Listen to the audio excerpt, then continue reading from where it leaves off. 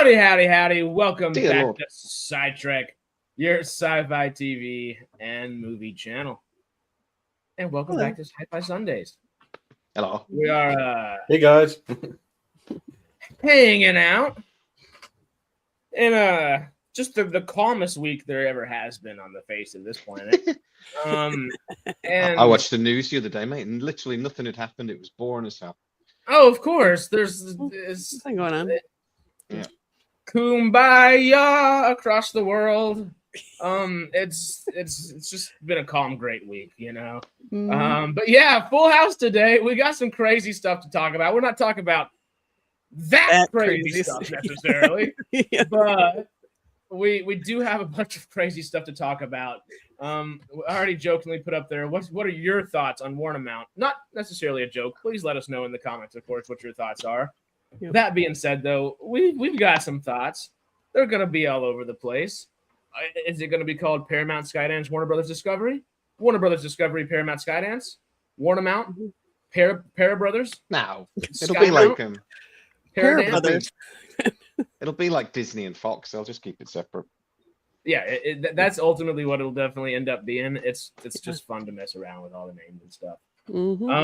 Before we dive into our nitty gritty for this week, Jamie, you want to start us out in the corner down there, and we work our way back up this way and say what we watched for the week? I watched Firefly and Serenity because I knew those were answered from your video yesterday. Nathan Fillion, you teasing little pixie. Something's going to get announced, and I don't know what it is. It's very frustrating. Yeah, so I found Serenity on Amazon, so I'm like watching that. And then I stayed up till 2 o'clock in the morning watching Firefly back to back because that's why I'm so sleepy. And then I was up at 8 o'clock to go play snooker. My life. Nice. I don't think I've watched much else this week. I've watched the new Scrubs series. It's not sci-fi, I know, but I quite like that. What about it, really? Right. Need a movie tonight. Watched Death Race with Jason Statham last night. I forgot how good that is. It's always so fun. There's a bunch of good stuff in the movie theater right now, surprisingly. I can't wait for Project Hail Mary. Oh man, I can't wait for that's gonna be so good. I've been to the theater 4 times this week, which has been just so nice to get back into. And every time I walk by the poster, I'm just giddy. I've seen 20 minutes of He-Man as well. It's really good. It looks good. It's really good. The only good 20 minutes of it, apparently. Probably. Now I've seen the first 20 Oh, no. minutes. I haven't seen him on Eternia yet. I've just seen the first 20 minutes. Yeah, it looks quite good. A few little tongue-in-cheek, cheesy moments, like we were told there, but they're quite subtle, to be honest. So it's quite, hopefully it's That's going to be good. Subtlety's But what we're needing there. Yeah. Well, Melvin, Excuse me. watch anything cool? Melvin. No, well, yeah, kind of. I watched some more anime, but I did watch the miniseries of Battlestar Galactica and halfway through the first season again. The miniseries still is one of the greatest pieces of sci-fi ever made. It's glorious. And the Serenity's in it. The Serenity was in it. Yeah, but so's the Enterprise. I don't remember the Enterprise. I'll have to watch for that anyway. Yeah, the Speaking Enterprise of- appears in I'll be putting a watch a through. couple of the fleet shots. Yeah, you see the Enterprise in the distance. I know one of the Sort of things what's that we're pumped about is Monarch. Did you end up checking out those first couple episodes yet? Not yet. No, I was going to watch. I was going to watch it. Didn't know that. On Friday, but yeah, my software and system crapped out, so I didn't get a chance to do it. So I haven't watched it yet, but I'm going to do a video tomorrow, or might go live tomorrow at some point to talk about it after I've seen it. Yeah. I didn't know this. Right, the Constitution class is in Battlestar Galactica 2003. I didn't know that, but also, the number 1701D is a room number aboard the Galactica that you see in the background. Apparently. Yeah, it's one of the causeways. You remember the one where they're trying to find the one where they're doing the witch hunt? Oh, and on the Gemini, the transport ship is a Registry 1701. Yeah. I don't know either. It's like Hatch 1701, Causeway D, I think they called it. Oh, So, I was going to say why. Of course, Ronald D. Moore. and the VFX Obviously. team. The VFX team. I was going to as say well. the VXM. I'm surprised they got Mm. rights to show the Enterprise though. I know they did for Firefly because They kind of threw the Enterprises in just as a nod to the company, basically. Yeah, just blurry enough that they don't get done for licensing, I suppose. Yeah, just not clear enough to enter any Yeah, to copyright. get in but trouble. Definitely there. Definitely there. Mhm. Oh, interesting. Yeah. Learn something new every day. Oh, Sarah? No, yeah. Watching that cool this week? I'm doing another watch through of DS9. So I watched another couple episodes of that. Good. Watched, what else did I watch? Watched some Stargate, watched oh my gosh, hockey as usual. At least for a couple more months till season's over. And I started watching Space Above and Beyond. So Oh, very good. Yeah. yeah, I'm gonna do some stuff on my channel about it. So I started watching. You're doing a full rewatch and everything and Yeah. posting about it? Mm-hmm. Hopefully they do the remake. I so hope they do the remake. Yeah, I was just Haven't thinking, heard have they anything for a while. released anything yet? But they haven't. Have they released any news? Nah. Nothing One official. of a few. I haven't heard anything for a while now. It seems to keep like getting to a point and then doesn't quite get to like bosses to actually sign off on. It's like Mm-hmm. I think they want a showrunner and they've not quite found the right person to sort of do it. So it's one Right. of those. They'll do it if they can figure out how, sort of thing. Mm-hmm. That makes sense. No, I think there was the original creators had a 5-season plan, They did, yeah. but the network just wasn't having it because it wasn't getting the ratings. But that's what happens That's when right. you put it on a stupid time at night on a stupid day of the week. Yeah, it's another Fox. Yeah. Another Fox. Yeah. Glorious cock up. But yeah, Yeah. no, there was a 5-season story arc planned. It certainly wasn't supposed to end like that yet. No. Mm. But yeah, and apparently most shows have at least a 5-season story arc sort of Mhm. before they get greenlit. That's sort of like the general thing that studios quite like them to have. Yeah. But Studios apparently like they it, had but the networks don't. yeah. But no, FX cocked that up almost as badly as they cocked up Firefly, to be honest. Well, As it's the they same tend to. problem, wasn't it? The network didn't want another Stargate at the time, did they? Because Stargate was huge, and they didn't want a long-running show. Mhm. Reasonable. Yeah. Just Mm. threw it all over the damn place as well. They were Right. putting it bloody sports on instead of it just like they did with Firefly, and Yeah, barely showed it here in the UK until it after been cancelled. the last thing I wanted to see on the Sci-Fi channel on Sky was WWE. What? Yeah, they did. That They was put wrestling. They put Say. wrestling. They put like SmackDown and Raw on the Sci-Fi channel at a certain point. It's like, well, I'm here to watch sci-fi, not bloody grown men throwing each other around a ring. Not that I don't like wrestling. I just don't want to see it on the Sci-Fi channel. Yeah, it is kind of odd. It's like, why is What this channel do you go to for that? Wrestling. I'm playing. What channel do you go to watch that? There's a sports channel. It's on Netflix now here, and Yes, it is. on Sky. Mm. They used to put it on Sky One or Sky thingy, but I think it's mostly on Netflix now. Mhm. SmackDown is it Melvin SmackDown on? Or is it Raw? Might be Raw. I think actually. both are, aren't they? Is it both? Yeah. I haven't watched Yeah. wrestling in years. I used to watch it The on Triple SmackDown H Raw- and Undertaker. SmackDown and Raw were just different days of the week, weren't they? Really. Yeah, it was Mondays and Thursdays, wasn't it? Mm. But yeah, Triple H was and The Rock was still in it stuff when I used to watch it. Oh, I haven't yeah. watched it in years. Triple H, yeah. I don't get wrestling. Sorry. It used to be awesome. But, I've never really gotten it. Then one of my buddies out here who Mhm. now lives in Las Vegas and is like a professional minor wrestler or whatever. Mm. Going to a few of those shows got me a little bit more into it, but I still it takes me a second to get there. yeah. One of my one of my childhood memories is actually watching wrestling around a friend's house, and it was a cage match, and it was Andre the Giant, one of his last few fights. Well, sure. Cage match. Undertaker versus oh god, what's his name? Oh no, it's gone mad. His teeth are all effed up, and he was. Oh man, it's one of the greatest wrestling matches in history. God damn it! Undertaker threw him off the top of the cage onto the desk, and his tuft got put through his fucking lip. Oh, what was that? God damn it! Undertaker turned somebody into Underbite. Is that kind of what happened? Yeah. It sounds like. Well, yeah, he caught him with the chair, and his tuft came out and it went through his lip, and everyone thought it was a booger.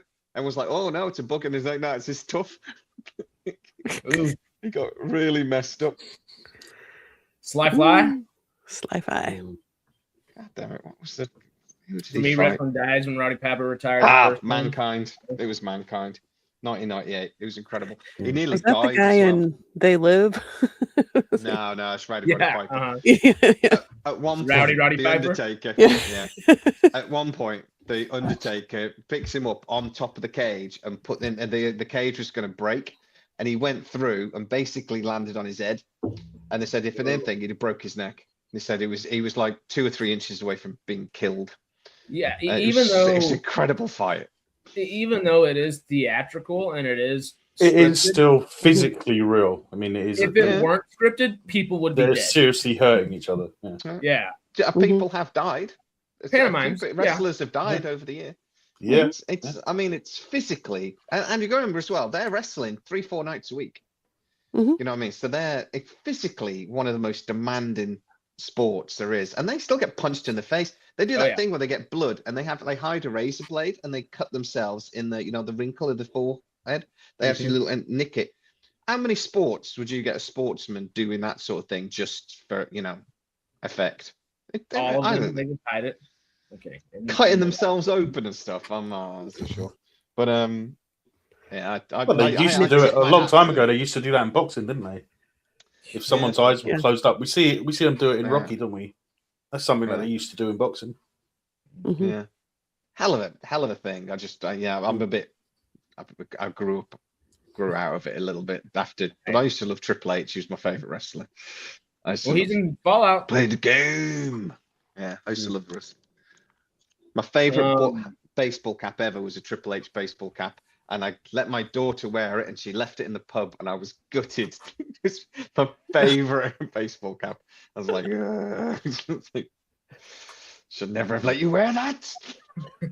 Anyway. Well, Sarah, you seen anything else this week? I think that's about it. So cool. I'll speed run it so we can jump in here. I did. I was so excited. I was sad and frustrated last month whenever, pumped up. Oh, Lord of the Rings is going to be back in theaters. I'm so excited. The closest thing to me was 2 hours any direction. And this week they put them back in theaters in 40X. I didn't notice for Fellowship, but I noticed the next day. So I got to see Two Towers and Return of the King in 40X and was like riding with them down the Rohirrim charges. So cool. It was so much fun. I'm younger and I just haven't ever seen. I think I did see Two Towers and Return of the King in theaters. So technically it wasn't my first time for either one of those, but I was a toddler. I was 3 and 4 when they came out, so I don't remember it. This is my first Lord of the Rings theatrical experience. Life is cool. Yeah, it's great. Finished Tulsa King finally, season 3. Caught up to that and seen the first 2 episodes of Paradise. Episode 53, which is episode like 6 or 4 or 5, whatever it is, of this new season for Jujutsu Kaisen, that Japanese Harry Potter show that I ranted about for about 10 minutes last week, and I could rant for another 30 minutes this week, and 40 minutes the week after, and 50 minutes the week after that if it need be, but need not be. So we'll avoid that. We'll rant about Paramount and War Brothers today. And then last night, went to go see Crime 101 with one of my roommates, and that movie's somewhere between really good performances and just the only thing it is just a bunch of cliches, and it's kind of a crappy movie, but the performances are good. But it's slow, but not too slow, but a little too slow. It's a very odd movie. I would not suggest seeing it until it comes out on streaming, sadly. Anyway, that's what I've seen this week. And Farscape. Yes, of course. Always Farscape. Monday. I always forget about soon to be BSG. Soon to be. We only have we've got what tomorrow, or not? Excuse me, because tomorrow we're not doing Farscape Patreon. We're doing it on Tuesday for our Patreon members, and that is going to be the season finale for season 3. I think finally. Yeah. Mm-hmm. It's weird. It's so weird, but it's so much fun at the same time. Yeah, exactly. Why didn't it Scream 7? Because my other roommate went and saw it with his girlfriend the night before, and apparently it sucks. Back. It was. I have not heard one good thing about Scream 7. What? A 7th movie of something sucks? Hey, but they announced, or they tied the trailer to Scary Movie 6 to it, and the trailer to Scary Movie 6 looks amazing. It starts off with Ghostface from the bad guy in the Scary Movies, or I guess they're equivalent to Ghostface from Scream, in a Megan mask, like Megan the animatronic doll, and then he just takes it off and starts stabbing people, and it's great. It's I don't know, it looks stupid. That sounds fun. That sounds any fun. Marlon Wayans with ghost stuff, I'm in. That's Sounds all it fun. takes. Send Help. Send Help is the best one so far. But yeah, all of that being said, there's some craziness in this world right now. What side of this craziness should we jump into? Paramount, Warner Brothers, or should we just kind of look at the deal as a whole real quick and see where we're at? Well, let me ask a question. What would you spend 110 billion on? A lot of things. Yeah. My brain went prostitutes. I don't know why my brain did that. Why would my brain do that? Jay's single again, and we know where his brain's at. It's Even I'm not going, what are you doing? You stupid. How many are you planning to get? That's that what is there was that news thing like in I really don't want to envision that. Okay. I mean, we can spend 5 minutes thinking about it, but No. But even I'm there going, you 5 stupid seconds brain. maybe. Yeah. 110 billion. What would you spend 200 billion It on? was That's what he spent supposed in the to last- be, but I screwed it up. Yeah, real quick. Sarah's gonna be out of town for the 8th, which is this coming weekend. Not out of town, excuse me. She's actually gonna be at Emerald City Comic Con for Comic Con. And I might jump on my phone and say hi. Yeah, so we'll just cover the Saturn Awards. We'll do another little thing talking about the entirety of the list of the Chevron Awards and just kind of talk about award season.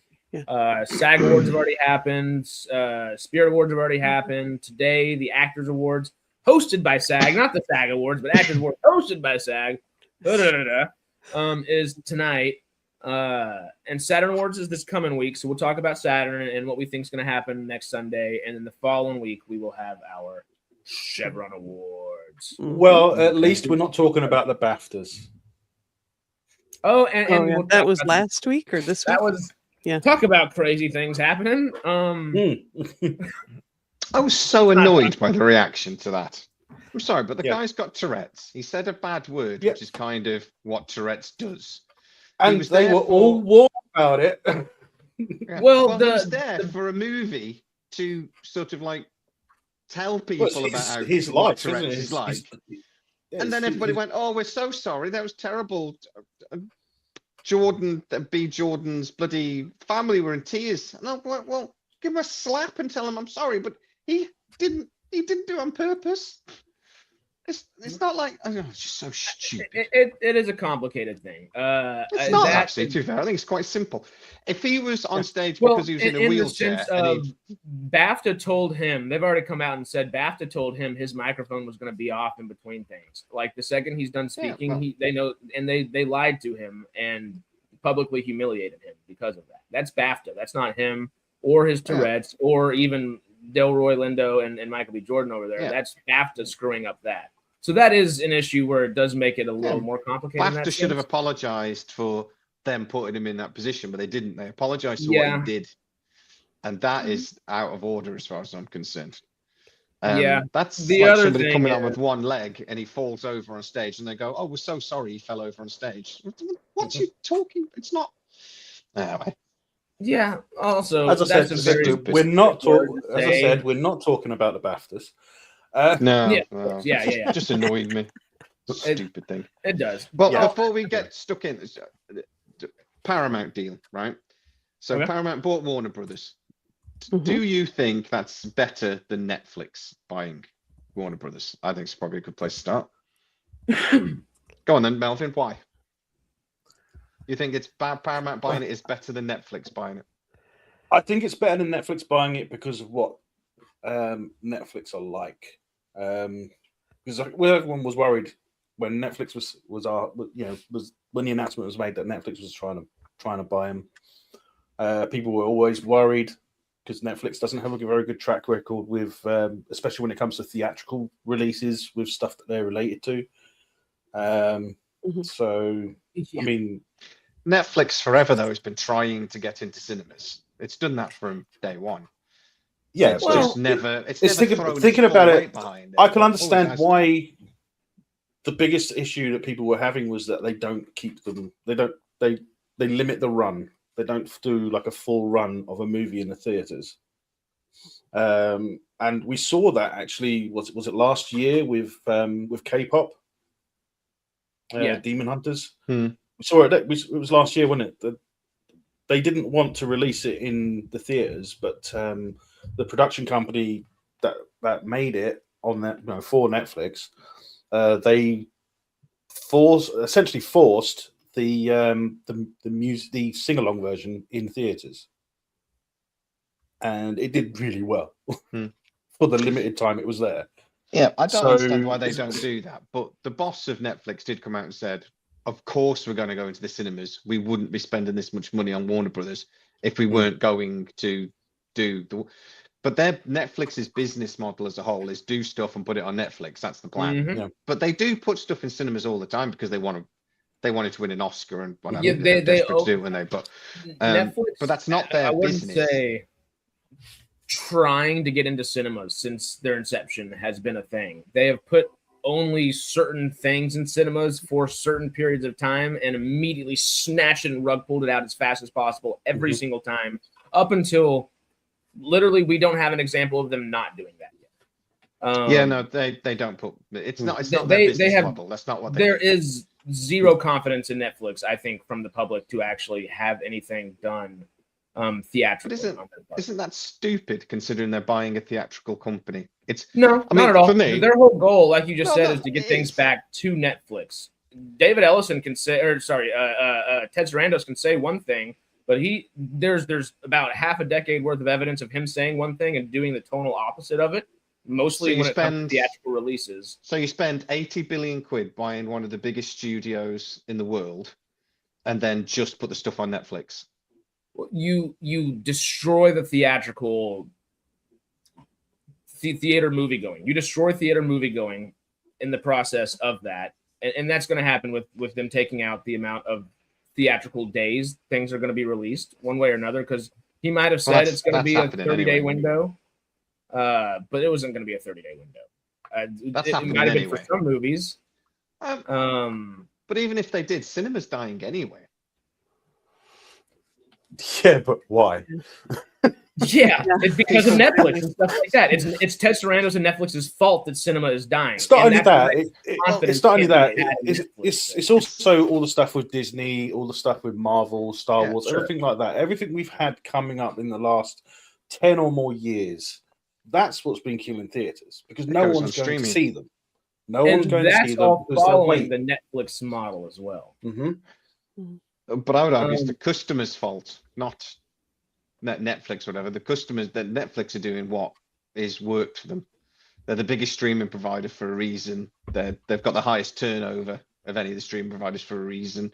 Sure, They've got some customers great not going to stuff the on cinema. Netflix. There's some great movies on Netflix. Yeah. That will, But basically straight to streaming. But when you they deal were with never our- going. They were never Our- going to buy our Warner goal- Brothers and not put stuff in the cinemas. That was never going to happen. the what?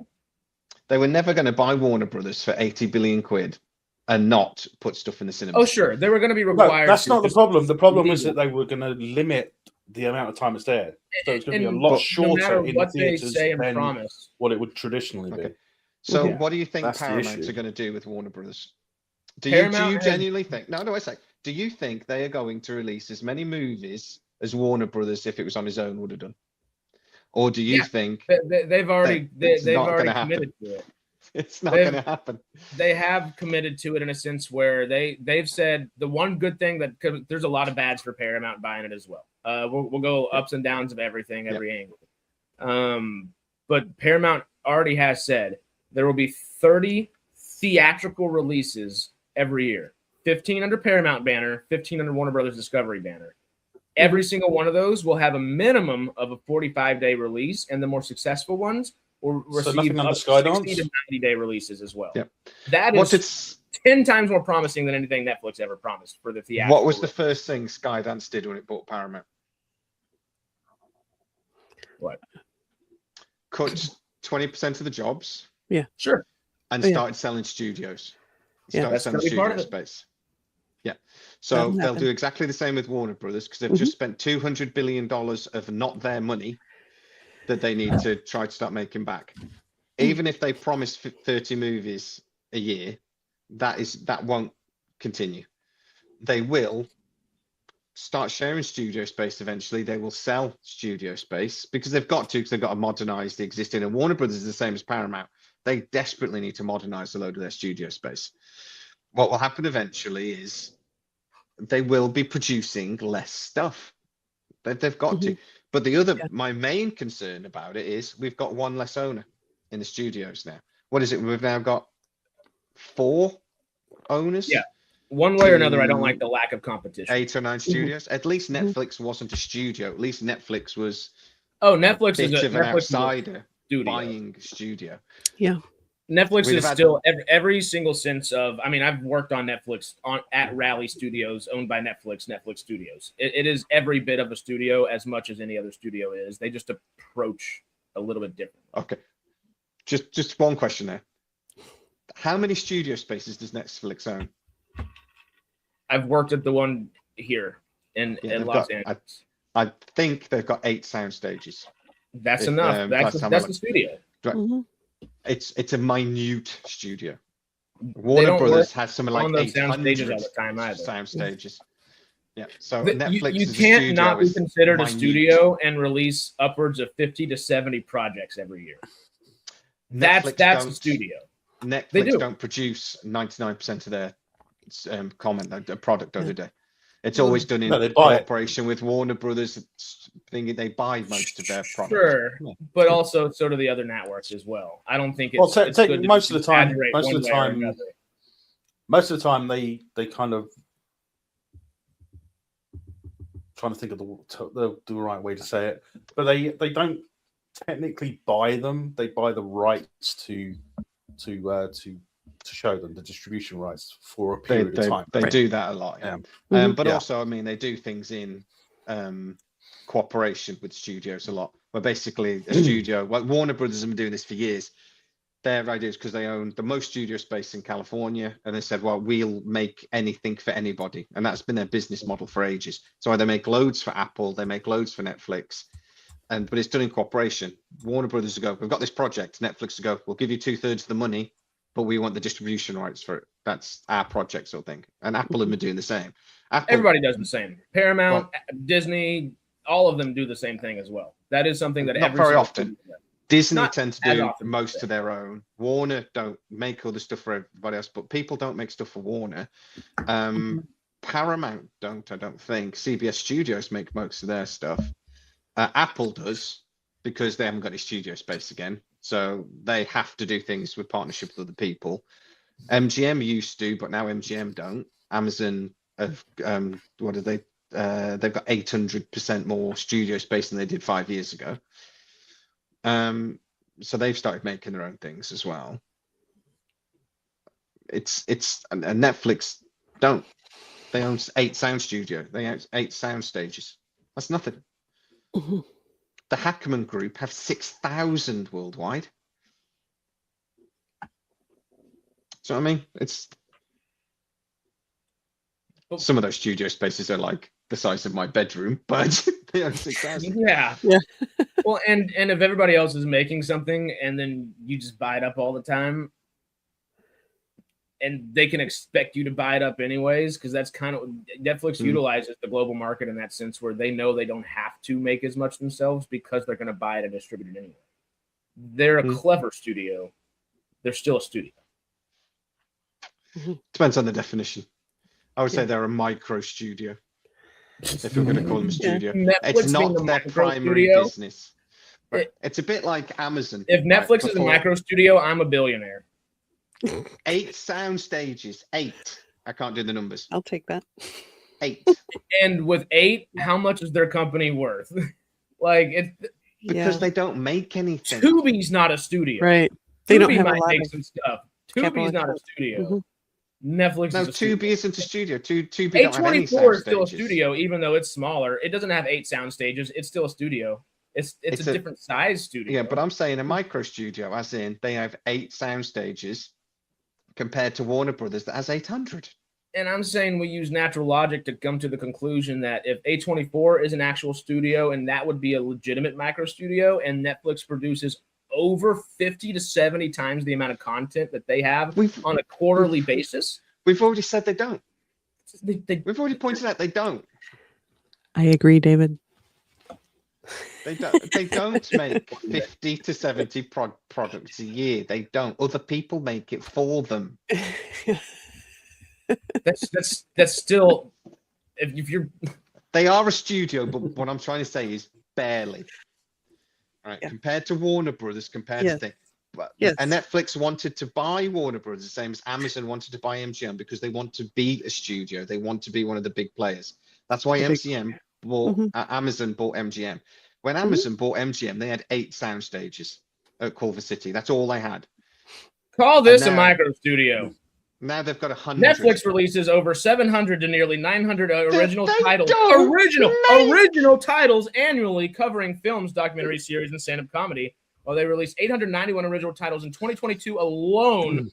But it's not all the studios they own, though. Even if they don't own all that, just let's put it into perspective. Even if they don't own all of that upright and are making it themselves, they are literally doing 2 to 3 times the amount of production work every single year that any other studio is doing. In a lot of ways, studio. From living in Hollywood and discussing this all the time with a lot of people, the biggest studio in Hollywood is Netflix. The biggest studio in Hollywood is Netflix. Not when they don't make. They're the biggest traditionally, but from what actually is happening on a weekly, they might be the biggest investor in studios, but they are not the biggest studio because they don't make anything themselves. If it wasn't for Netflix, we wouldn't have Rebel Moon. Exactly, and they didn't make that, and that sucks. But they paid for it. They did make that. They made all of that. Yeah, they gave them the budget. Make it. It wasn't made on one of their sound stages, or was it? No. But they paid to have it, and that's kind of what I'm saying. They don't have to make it on their soundstage. They help pay for all of these projects nonetheless. Like that is. So they're an investor. They're an investment company. They're a studio. They're not they are a studio. They own studio. 8 sound stages, but they wanted to buy Warner Brothers because they want to be a big studio. At the moment, they're a streaming service wanting content. That's what they are. Yeah, they're a streaming provider. That is the 99% of their business is a streaming provider, and they invest in other projects. That's what they are. They're not a big studio. If you invest in pre-production before the film is made, you are part of production. No, you are an investor. So when back in the day when the mob used to invest for all these movies, were the mob a studio? Because they paid for loads of films. How many Frank Sinatra movies were paid for directly by the mob? So in that case, the mob. They essentially are. I mean, so the mob is a way. Studio now. Sure. Okay. In a certain sense, if you put it that way, I mean, think about it. Would you call no, come on. Come on, they needed to launder their money somehow. Exactly. Would you call a speakeasy not a bar because it's not labeled a bar? Oh, speakeasy is different. Speakeasy is different. It was a way to supply alcohol when alcohol was illegal. A speakeasy is a bar. It's an illegal bar. Yeah, that's what I was saying. It's just an illegal bar. Completely different. That's a terrible example. You're not doing well here, Harris. I love you, but no, I'm sorry. All right. From someone who has invested their life in this and is actually actively here and you should talking know to better. the people working here every day, All right. we all feel a certain way, and that certain way is, hey, Okay. it's a studio. Anyway, Yeah, More we'll like continue it's a going with the- paycheck. Mm-hmm. tiny yeah. little studio, tiny. The new Vancouver Studios has 200 sound stages on it. Netflix has 8. Mm-hmm. Just saying. That's one studio in Vancouver owned by the Hackman Group. How many are the size of a closet, like you said? A lot of them are smaller units because they do a lot of podcasts and things on them nowadays. Yeah, Well, that's not a soundstage, and a soundstage is It's also a- not a studio at the it's a same time. studio. Like, Soundstage. it is. Never mind. No, it's it's just a logistics place at this to point, and I don't know if you Yeah. understand that a studio is not a soundstage. It's the people that run everything behind it, and the company is this anyway. That being said, now you've pissed me off. Right, so because I said studio instead of soundstage like once. No, you're saying You a think that studio wins has the to have argument? sound stages to be a studio. Well, if that's the case, I got a podcast studio right here. Am I a studio? Like, it's What are you talking about? I'm saying a studio, if they're producing their own things, they're a studio. If they're not producing their own things, they're an investor. Netflix In has studios. constantly produced their own things. But don't studios They've got 8. rent sound stages? And studios rent sound stages constantly and always have. How does MGM make James Bond? Is MGM not a studio? Actually, MGM, you could argue for a long time, did not own its own sound stages. You're right. They had long-term rental agreements. For how many Amazon- decades? Amazon still don't have their own sound studios, but they do have long-term rental agreements with Hackman. All right. But the main thing is they then Yeah. make their own things on those sound stages. Netflix Sure, doesn't but do that that. doesn't negate any of that. You understand it's an oxymoron that where we keep finding ourselves in this because Someone's a fucking moron. You're right. agreed. I'm going It's- crazy, sir. Yeah. All right. Anyway, let's get to the meat of everything today. Yeah. Let's just look at the actual details of what this is. Yeah. So, the newly merged company, is this big enough for everybody to see? I can zoom in. Yep. That's good. Newly merged company will be well positioned to compete in the rapidly evolving entertainment industry where storytelling combined with world-class technology expertise. That's going to be a weird thing that we're going to have to keep an eye out is the technology stuff. We don't necessarily need to finish that one. Investing in world-class studios at Paramount, Warner Brothers Discovery, focus on attracting and retaining industry's leading creative talent while expanding, of course, high-quality content for both combined companies' platforms and third-party distribution. Mm-hmm. Driving long-term growth. Surprised it's a business. It needs to do that. Committed to producing a minimum of 30 theatrical films annually, which is less than both films or both studios do release individually currently. Mm-hmm. But 30 films is more than I feel like Netflix and Warner Brothers Discovery would have released themselves theatrically. They gave us no number or sense of a number remotely to say anything whenever it was coming to Netflix. Paramount is issuing $47 billion of new Class B shares at $16.02 per share, reported by a fully committed investment from the Ellison family and Redbird Capital Partners. Transaction values, WBD at enterprise value of $110 billion, representing a multiple of 7.5 times on fully synergized 2026 EBITDA. Now it gets into a bunch of things that I don't necessarily understand all those different things, but besides having to Google them first to discuss. Right. It's not Paramount shares they're issuing $47 billion worth, is it? Because the company's not worth $47 billion. So it must be. I So- assume that's of Warner Brothers shares, Maybe they're counting them all together now. both. Because Warner's not worth $110 billion. I reckon that its value is about 70. But Paramount was barely worth 40. So where are they getting $47 billion worth of Class B shares from? Inflation. I know that's how they're going to generate, how they're going to bring in half of the investments. They're going to bring in. I mean, I guess it's right here. By a fully committed investment from the Ellison family and Redbird Capital Partners. So that's really where that's coming from. So the Ellisons toss more money into it, essentially. Yeah, but if they're 47 billion worth, that's of shares. Paramount issuing, they're creating $47 billion worth of shares that anybody can buy. Unless I'm misunderstanding it. At 16.02 a share, which Paramount shares was like $12 for ages. I don't know what it is now. But when Paramount was bought out, they were $12. Yeah, it's out at Costello. They're getting them from the capital partners, the Saudis. Yeah, that's something that is that who Redbird is?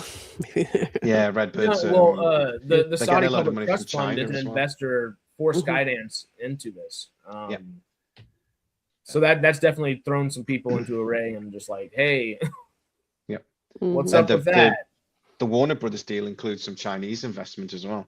Mm-hmm. But Redbird Capital is the biggest one, but that's a Saudi company, which also throws another question in: how is this getting past the regulators? Yeah. Well, that brings us to, I thought this was a good article to go through real quick. IndieWire posed this article with Brian Welk. Now what? 7 big questions we have now that Paramount, not Netflix, is buying Warner Brothers Discovery. I thought we don't have to actually go through the meat of the article itself, but I like the questions they're asking here.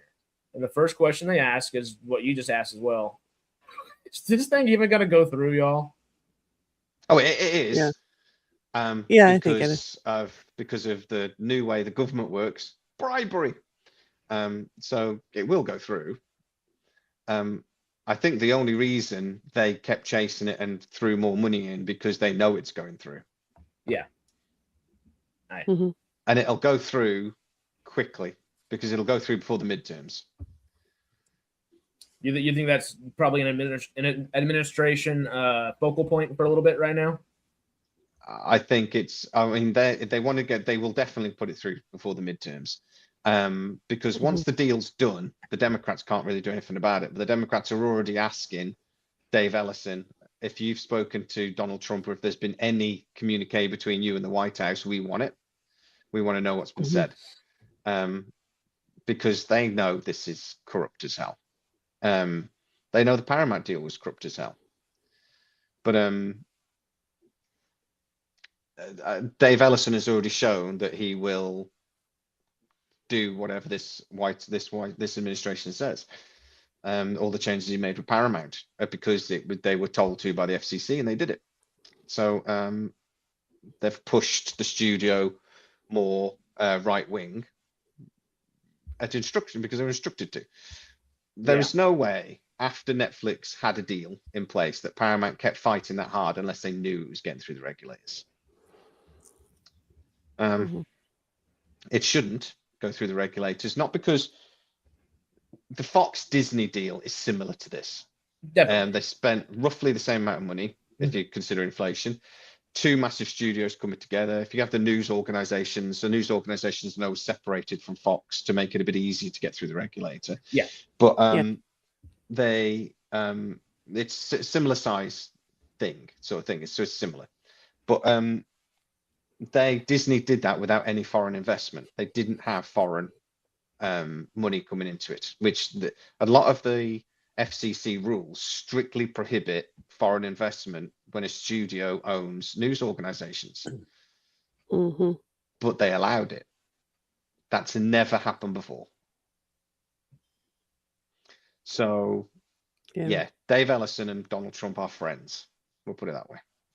And they are friends. They even admit they're friends. They go to boxing matches together. As much as it seems like I'm on the Paramount side of things in the conversation so far, that is my biggest worry.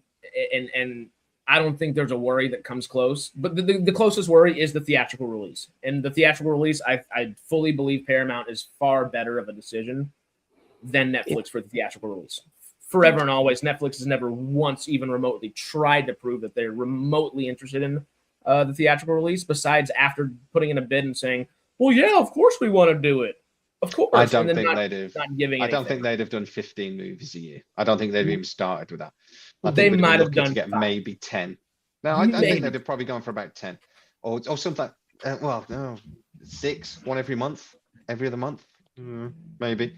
But they would have shifted a lot of it to Netflix, and Well, because I'm thinking of probably just television. Amazon trying to start everything that they're doing with their limited number of everything, and they were like, "We're going to release 15, or what was it, like 25 live No, action projects a initially year, 15 they this, said 10 10 that," to the cinema initially, but and they they still really haven't done got like 4 out there. You know, Yeah, it they really still haven't wasn't done a whole bunch. No. Netflix it. might Just do take time, though. You got to remember as well, when they released that, then there were the strikes.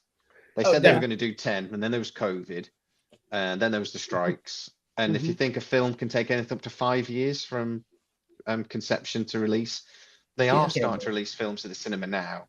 But yeah, no, it's been a lot slower than they were hoping. Yeah.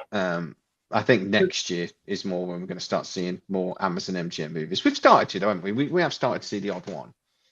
Well, and it's been nice to see that Amazon MGM logo, Crime 101, that I saw last night, even though I didn't walk away loving the movie, was an Amazon MGM. Fallout. Every week we're watch partying that, you know, starts off with Amazon MGM, and it's fun to see. It's good to see. Well, the But Amazon I MGM don't think releases, Netflix- I mean, we can count them. We will be able to count them this year because they say for 26 to 27, 14 to 16 films from Amazon MGM.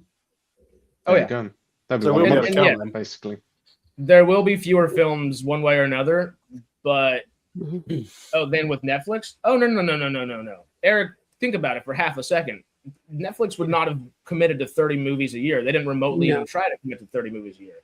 No. Like that's not very hard. But we just said that the last 10 minutes. I guess just rewind a little bit on it. But I mean, I we don't disagree. need to go there again. I'm not sure we'd have had as many cinematic movies, but we would have had more product with Netflix. Sure.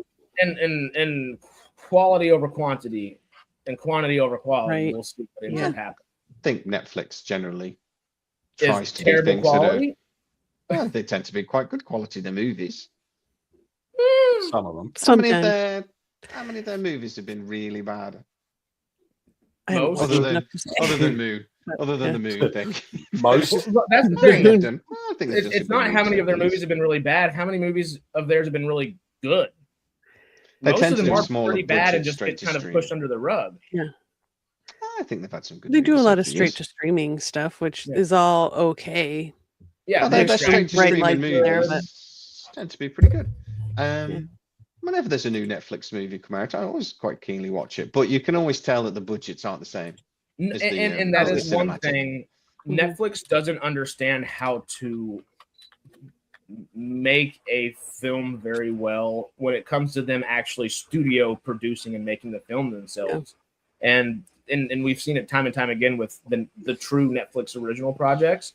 Everything's lit completely the same. Everybody's completely there's no natural lighting, there's no art, there's no artisanal film coming from Netflix. It's just I'm gonna double check media. that, but I don't think Netflix have ever actually produced a movie on their sound stages.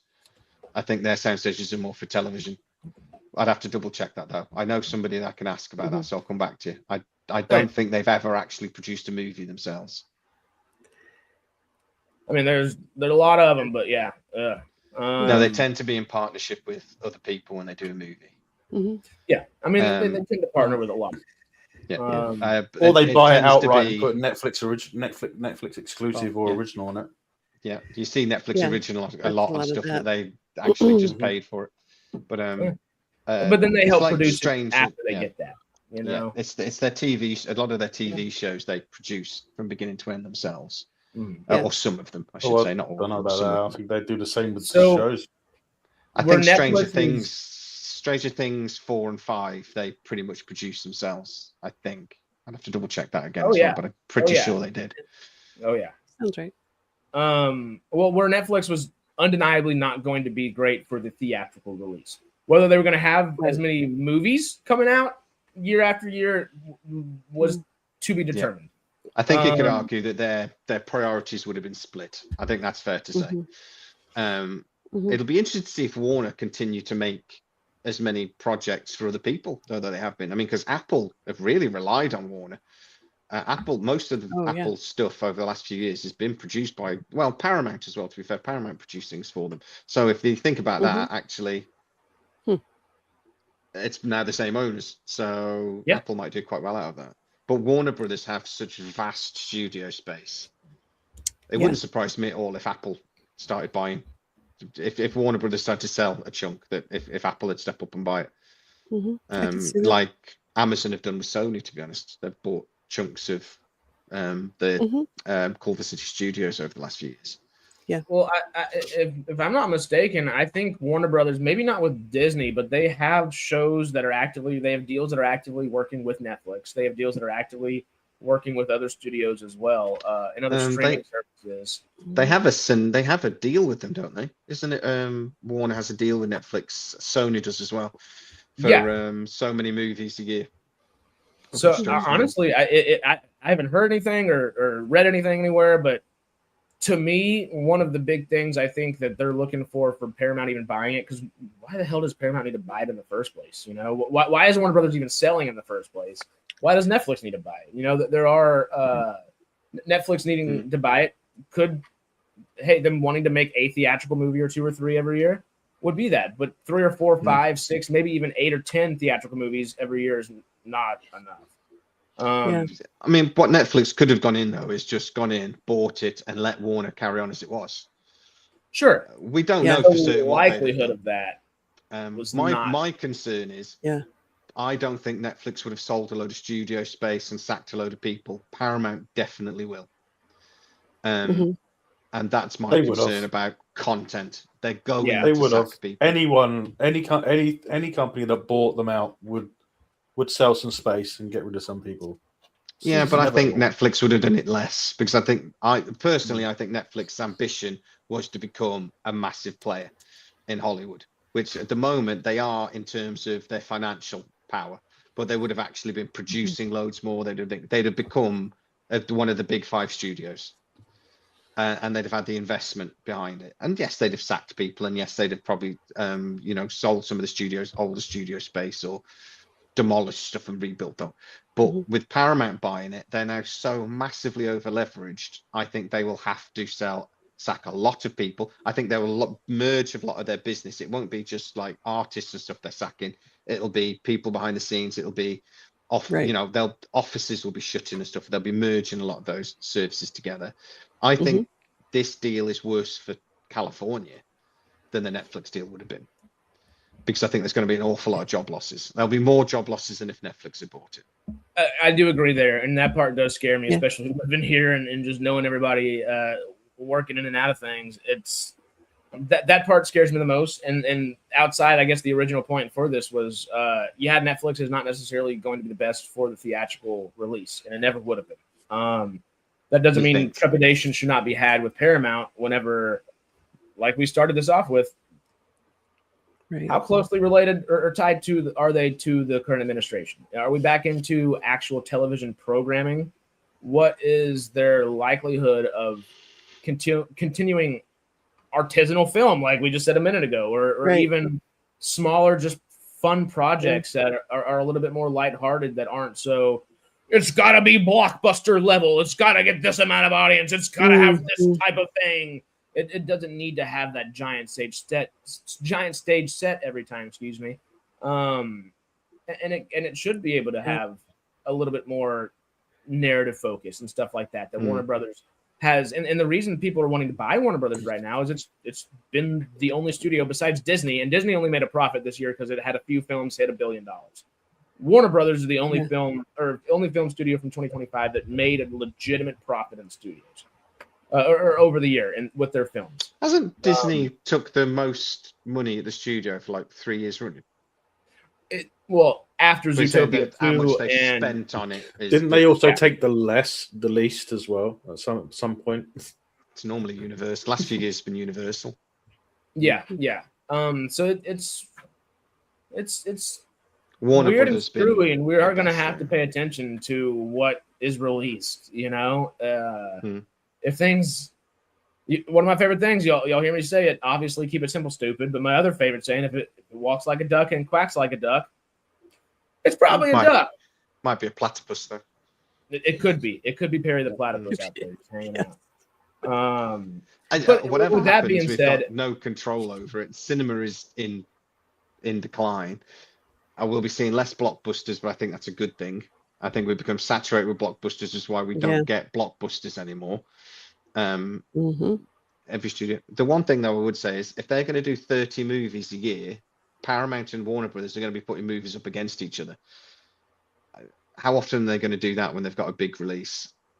That would be stupid. They're not going to release, what Paramount do, a Mission Impossible movie against the new Superman movie. They'll split it by 3 weeks. It's going to be better for them to have multiple releases in theaters at the same time over a longer period, as opposed to what Netflix was going to do and have it for 2 weeks. And at the end of the day, there's 52 weeks of the year, so if they're releasing 30 films, they don't have to put them against each other. But it'll be interesting to see what happens at sort of Christmas and stuff. See what films they only have to release them a minimum of a week apart. Yeah, 2 weeks at most if you got a big blockbuster, because the numbers go down. It's usually the first week that matters the most with the ratings, right?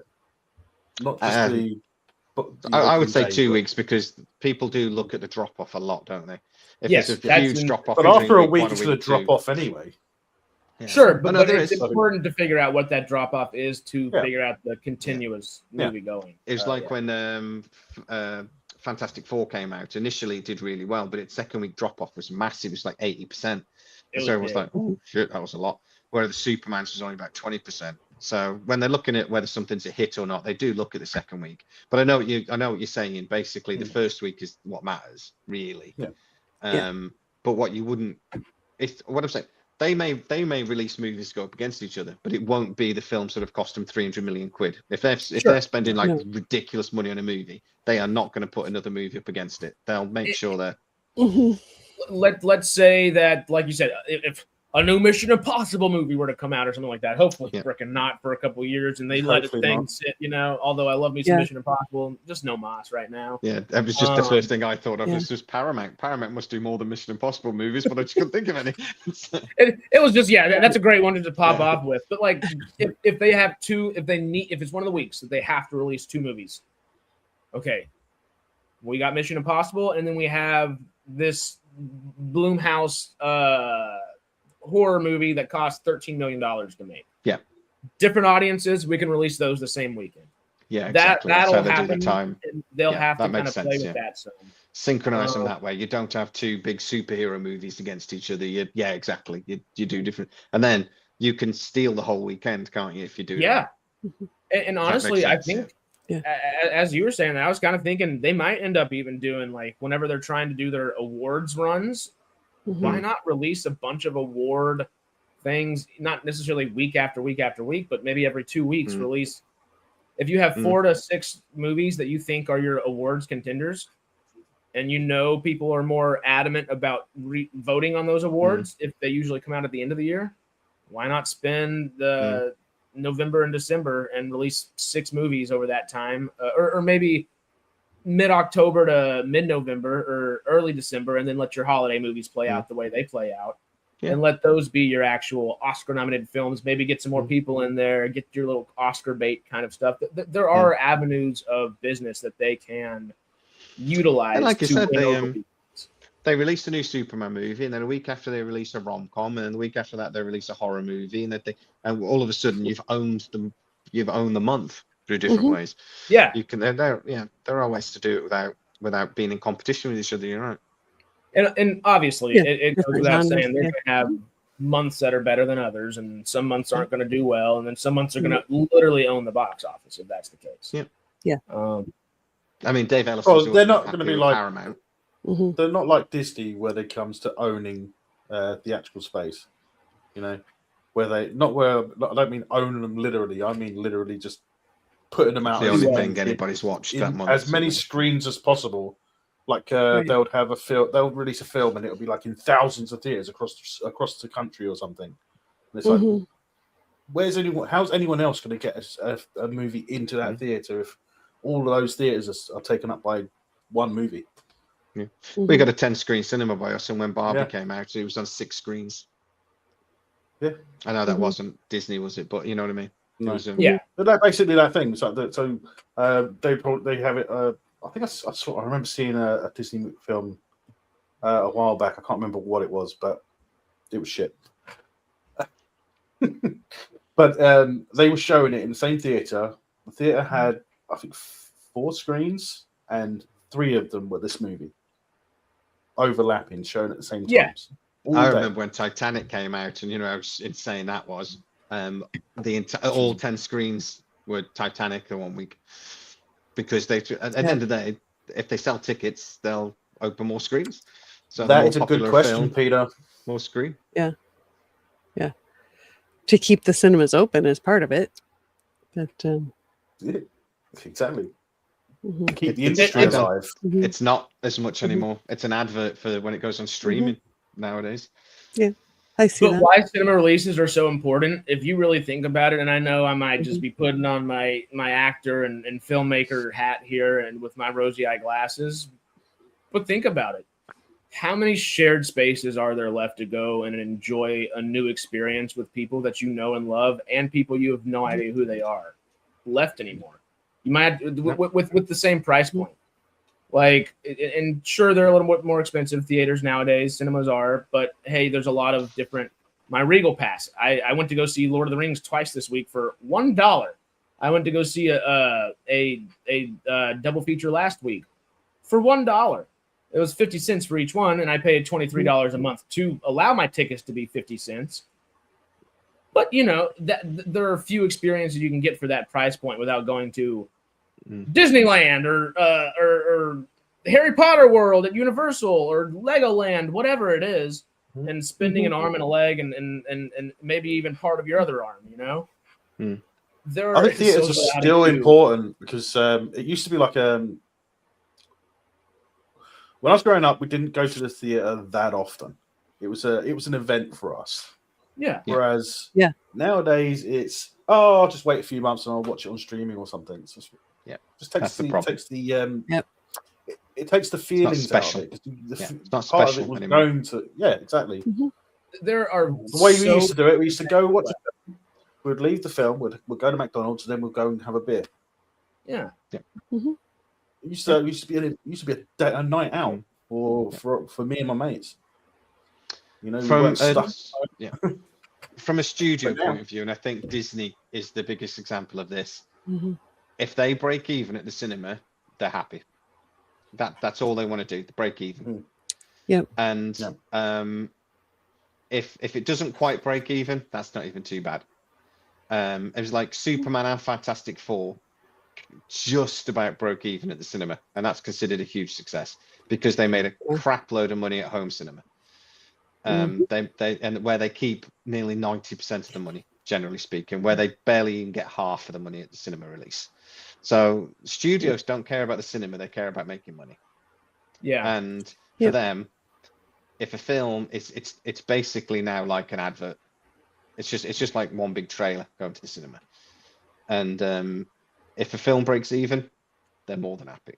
This is it reminds me sort of like Kevin Smith back in the day. And they're saying Kevin Smith used to keep making movies, and he says, but they never made money. And Harvey Weinstein, between rapes, was basically saying that sorry, but he did. He's in prison for it. Good riddance, a fat schmuck. But I remember Kevin Smith saying, I was in a meeting with Harvey Weinstein, and they said, "Oh, we'll give you this much money for the movie." And Kevin Smith goes, "Are you sure?" And he's just like, "Yeah, have you seen the numbers?" His movies never made any money at the cinema, but whatever money they made, they quadrupled on DVD sales. So they were happy as lambs. Physical The media. equivalent to that now, the equivalent now is streaming. Well, home cinema is where they make the most money. That's where they make proper money. Well, that's Amazon specifically. Yeah, where you rent movies after the theatre release. Yeah, that home cinema where you pay 20 quid to watch it. Particularly, that's how blockbusters make their money now. Other movies make. That's how much I refuse to pay to watch Predator Badlands. I'd rather wait for it to come out on Disney. It's on Hulu now, I believe. It's out. Yeah, it's been on Disney 3 weeks now. So Yeah. I was the same with. You're gonna. But I mean, the only film I will generally watch, I will pay for, is like a Warner movie, to be honest, because I know they're not going to be on a streaming provider anytime soon. Superman still isn't here in the UK. You can only pay for it. But Really? Fantastic Four, I didn't watch Fantastic Four. I waited and it was on Disney before I knew it, so I was more than happy. Yeah. I'd watched it before it came out, but other than that, I wasn't paying, but I had to pay. I did pay for Badlands because I was just desperate to see it for like the 5th time. I just really wanted to see it, so I did pay for that. Yeah. But generally speaking, I don't. Mm-hmm. Well, and to get back to these real quick, we've already covered a few of them. Obviously, will the deal go through, and how bad will the layoffs be? We've talked about. Where does Paramount find all those cost savings? Yeah, I think we kind of hit on that too. I think we've hit on that. A little Saudis. Well, some of that is going to be consolidating. I mean, you don't need two They will presidents of the consolidate. same thing or whatever. Yeah. But There'll be a lot of consolidation of certain things, but sometimes you could do more with less. Yeah. So, you don't need Consolidate some, liquidate some more. That sort of stuff. But it's like accountants. I speak to a guy that's thinking he's shitting himself about this because they do consultancy work for both companies, and they're like, well, we won't be doing it for both. We'll be doing it for one, which means our income's going to half because we'll only have one person paying us now. But they'll expect more from us, but they'll only be paying us once. So it's just they're like, Jesus Christ, we're going to struggle with this. So he was furious about it. He was like, Netflix would have been fine. Yeah, but wouldn't each branch be a different what's the word I'm thinking of? right. It'd be like a Things different like the account sort of thing. Or they things should like just on the demand higher pay for more work. Yeah. Things on like the accountancy side and a lot of the sort of admin stuff will come under the parent company. Yeah. But then when you get to the but the parent company will still have to pay for multiple accounts for it to be processed, right?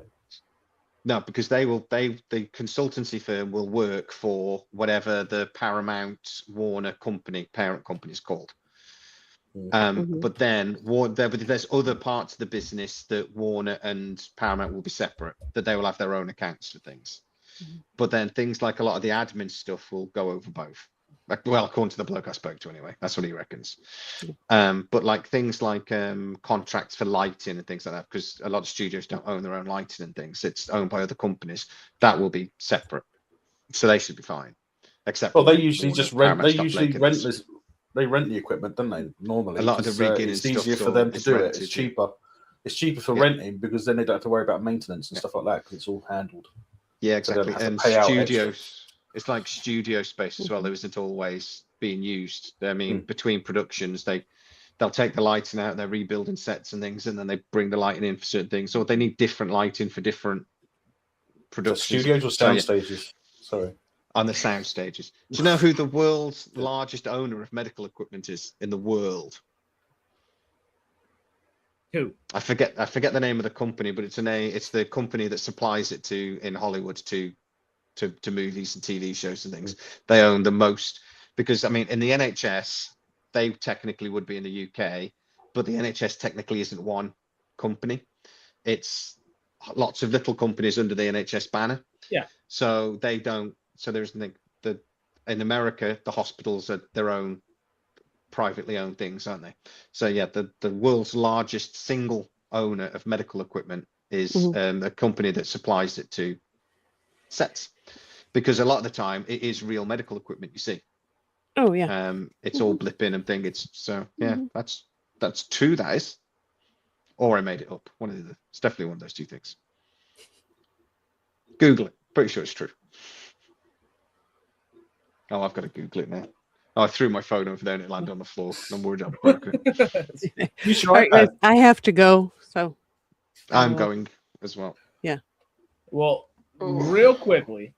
Yeah. Want to let y'all see this.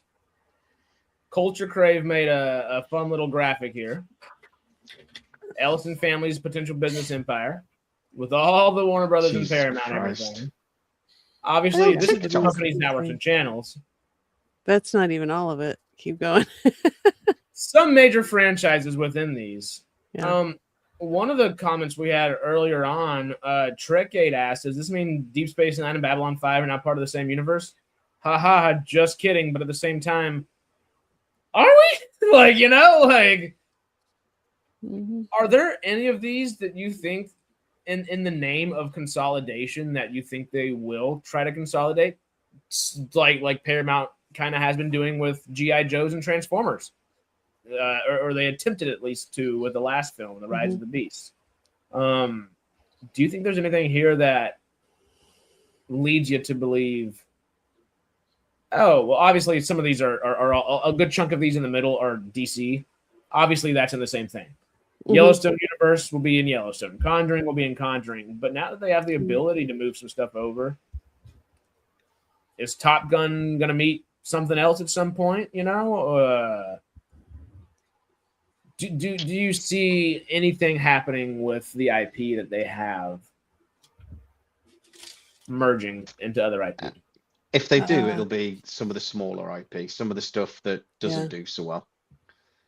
They won't do it with the big DC stuff and things like that. But yeah, I don't think Dexter's hopping in the DC universe anytime soon. But nah.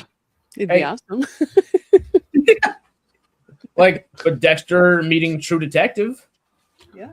Like a True Detective. Well, season, I don't see Maverick trying to bullseye Sonic either.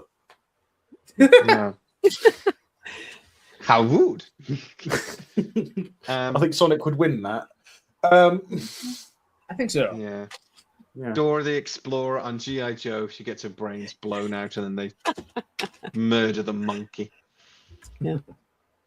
Boots, right? I don't remember. It's been a while since my kids were into that. So the films I'm most looking forward to He-Man. I've just seen it in the corner there. I'm most looking forward to He-Man. I can't wait for He-Man. And I think Project Hail Mary is going to be amazing. But Mortal Kombat 2, I cannot wait for that movie. Oh man, I think that's going to be awesome. I can't wait. Really looking forward to it. I love anything with Carl Urban in, except that pirate film I watched a couple of days ago, which isn't great. Oh, the one on Prime? Yeah, it's okay. With Priyanka Chopra Jonas? Yeah. It's Was it okay. good? Okay. It's all right. I saw it the other day. It was like, oh, Carl Urban. It was literally what I said. Great in it. He's really good. But yeah, it's just okay. But yeah, Carl Urban, I can't wait for that film. I didn't love the first one. It was okay. Didn't love it. It was all right, yeah. But, it was fun. I can't remember the first one. I remember watching it, but I just can't remember what it was about. I remember about people. It's about fighting mostly. I still it's think mostly back to between the one from the 90s to myself. Yeah, it's Sub-Zero and his brother, isn't it? Mostly in that film. Yeah. I've forgotten his brother's name. It's mostly about them in the first one. Yeah. This one looks like it's going to be a bit more of a Mortal Kombat film. Which, this is all Johnny Cage all day, which is going to be fun. Especially after just Carl Urban back on the big screen just for Lord of the Rings twice this week already was. Yeah. I'm so happy. Just give me more Carl Urban. Nice one, Icarus. Yeah. Hey, he still might be doing the Dread film yet. Apparently, last thing I heard was they're still in conversation. So it better be. That's it. Have the Gremlins appear in the Harry Potter universe. Oh dear. The what? Gremlins and Harry Potter? Actually, that would make sense. Nightmare on Elm Street and Harry Potter. My roommate's awake. That's funny. Freddy Krueger in the basement of Hogwarts. So that would work though. Yeah, probably was what I thought. That would work really well. Right, I'm gonna go because I'm starting to get a sore throat and I'm gonna head out. Yeah, we're just having fun at this point. Melvin and I will ask another couple questions here and then head out ourselves. Real quick, Sarah, we're going Tuesday for Farscape this week. Yes. Back with Stargate on Wednesday instead of the SciTrek maneuver. Alternating, of course. And if y'all haven't seen Sarah and Greg go talk Star Trek from this past week, they started a Star Trek podcast. 'Tis the time to go check it out, y'all. Jay, do you have anything special coming out this week? Anything on Tachyon Pulse people should go check out besides the Firefly video that was great from yesterday? I got another Firefly video coming out. I've got Star Trek talking about a guy that told me that Kurtzman was definitely going to get a deal based on everything. He phoned me yesterday and went, yeah, I've changed my mind. So that'll be interesting to see. He's now convinced he isn't getting a deal because he's spoken to somebody. Which was quite a funny conversation. I'm there like going, I fucking told you. And he's like, because yeah, but and what else? Should be on with Josh M. Patton next weekend or the weekend after to talk Starfleet Academy. I think we were gonna message or message you about it because I need to message Joshua about it. Would y'all want to get on SciTrek Maneuver with Sarah and Greg and talk Starfleet the 2 weeks after it's either the week after or 2 weeks after? I forget exactly how it works out. Starfleet's done. Yeah, just let me know when you're thinking. Yeah, I'll try to actually watch it. It's not that horrible. I mean, it has its moments, but it has some good moments too. It's not completely horrible. There are fun moments in it, but generally speaking, it's pretty fucking horrible. Yeah. I hate it more. Every episode, I hate it a little bit more. But Paul Giamatti will be back in it soon. Paul Giamatti is brilliant. He is my Yeah, you wouldn't know what the Kobayashi Maru is, Harris, because you haven't got that far yet. Yes, I do. They do it in Enterprise, don't they? They open it up with. Do they? I think they open it up in Enterprise. Okay, so what's a Kobayashi Maru? It's the test they take, right? It is the test they take. Yeah, because I remember Trip and What's specific about the test?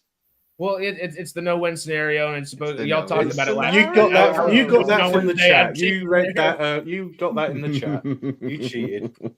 No, I already knew that one from last Wednesday, but I don't remember it's an Enterprise. Y'all talked about it on Wednesday. Yeah, I remember Greg and I kind of explained it in our podcast. It has gone into the ether of the world as well. So people go, "Oh, Kobayashi Maru," but that's in a few little. It's got into pop culture that. I can't think what the film was. It is, and he's saying about and they were fighting, and then he went Kobayashi Maru, and then because meaning they got their asses kicked. Sort of thing. I can't think what film that was. It'll come to me. I don't know, but it's great. To prove your point earlier, before y'all had to jump out of here, Bob Odenkirk's Nobody could really be part of the John Wick universe. Yeah. Yes, please. Yes, I think they've already. I really like Nobody. I really like Nobody. I didn't. Nobody 2 wasn't as good though. No, I didn't see Nobody 2 yet. I think they've already hinted that it's the same universe. I think they've hinted at it. This might just make it a little bit more pushable, if that makes sense. I don't think there'll ever be a crossover, but I think they have hinted that it's kind of the same universe, but they won't cross over. Right. Sisu takes place in the 1940s. I don't think that he's too old in the 1940s for that to work. I say that Ballerina could cross over, or they could just come in contact with other characters from the wider thing. So they could do crossover, but they won't do it. I don't mean to be Keanu Reeves and and honestly, Ana de Armas and Bob Odenkirk would be fun to see on screen with one another. Yeah, that just is an odd pairing that might be fun. Yeah, little crossovery things like Predator and and Aliens doing at the moment. Subtle crossovers, something. Anyway. Sarah, bye, Han. Bye. Speak to you soon. See y'all. See y'all on Tuesday. If you're on Patreon member. Check out their stuff. Y'all know where to go. Yep. All right. Bye. Boy. So, yeah. Bye. And then there were 3? 2! There were 2! Yeah, there were 2. All right, that was a great stream. Bye. I'm kidding. Just screw it. You just jump out immediately. There are 2 more questions from that one article, that IndieWire article, that I think we should cover here. If you are down to jump on these last 2 questions with me. Sure. Cool. We have, do both HBO Max and Paramount Plus survive?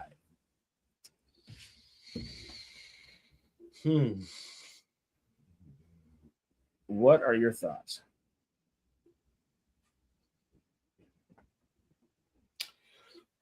Well, I always thought that Paramount Plus was a big mistake anyway. It was great to have another place where you could watch Star Trek and stuff like that, but I always thought that Paramount Plus was a mistake, and I think they should have gone. They should go back to the way it was before, where they would have their stuff shown on Amazon. I think that was a lot better for them because it was more lucrative, because then they're getting money for it regardless. Whereas Paramount Plus, if there's nothing on there you don't like, if there's nothing on there you like, then you just unsubscribe to them. Whereas on Amazon, they're getting a paycheck basically. So I always thought that Paramount Plus was a mistake. So if it doesn't survive, I told you so. But yeah. Yeah, I guess the HBO, I don't know. Well, the counter thought to that, because they do make a good point here, where Paramount Plus just revealed that it has 79 million subscribers globally, while Warner Brothers Discovery said that HBO Max, Discovery Plus, and the linear HBO, between the three, it had 131.6 million streaming subscribers. In terms of content and subs, it might seem like a no-brainer that HBO Max, with a brand name as well, would be kept around as a superior streaming option. It wasn't that long ago before the SkyDance merger that some analysts wondered if Paramount Plus should continue to exist. It continues to exist today because Paramount Plus is one of, they've got if some not the popular only, shows right now. Well, it's one of, if not the only actual profitable streaming service outside of Netflix. That's why it ended up continuing to exist. It's an actual, I think it was 2024. I think it was the final quarter of 2024 was whenever Paramount Plus started getting in the green, and it's been in the green since. So even though they don't have as much, have as many viewers continuously, they are a more in the green company, where Warner Brothers Discovery, across all of those channels, across their linear HBO, across Warner Brothers, HBO Max, whatever it is, and Discovery Plus. See, I don't know much about HBO because we don't really get that here. Well, we get some between stuff all of those, done by them, but you know what Warner Brothers has started doing a whole bunch the last 2 years, because they weren't making any money and their streaming service was costing them way more than it was to run and to operate on a daily basis, and it was earning them cash. They started posting it on YouTube. They started putting their films on other people's channels again. That's what all these different deals are for with other things. So while HBO is the larger streaming service, it has been throwing everything that owns out. Paramount put the first episode of Academy on YouTube, and it had pretty much no views. No one watched it. Yeah. So I think Star Trek's maybe in its own little. The problem is if they're putting stuff on YouTube, they're desperate. And that's what I'm trying to get at, where I think Star Trek might be that for Paramount, but Warner Brothers has been putting a lot of things on YouTube for the last 2 or 3 years now. They literally just gave the licensing to essentially the entirety of Cartoon Network and Hanna-Barbera. Hanna-Barbera, there we go, third time's a charm. To Tubi. They just gave it to Tubi of all places. And I think that's a good thing. It's a good advertisement, consistent dollars for Tubi, and Warner Brothers gets paid a little bit more. It's mostly older movies, but it's not all. Tubi, that big Tubi deal right there, signals that it's a lot more than just that. And for example, you can't watch Sinners on YouTube. Well, yeah, Sinners made them a lot of money, and it's continuously making them a lot of money. They're not willing to keep older products on their streaming service any longer. And they've shown, out of all of the streaming services, even though HBO might have the most technical, prestigious name out of them all, it just does. Especially, I guess, US focused, it does.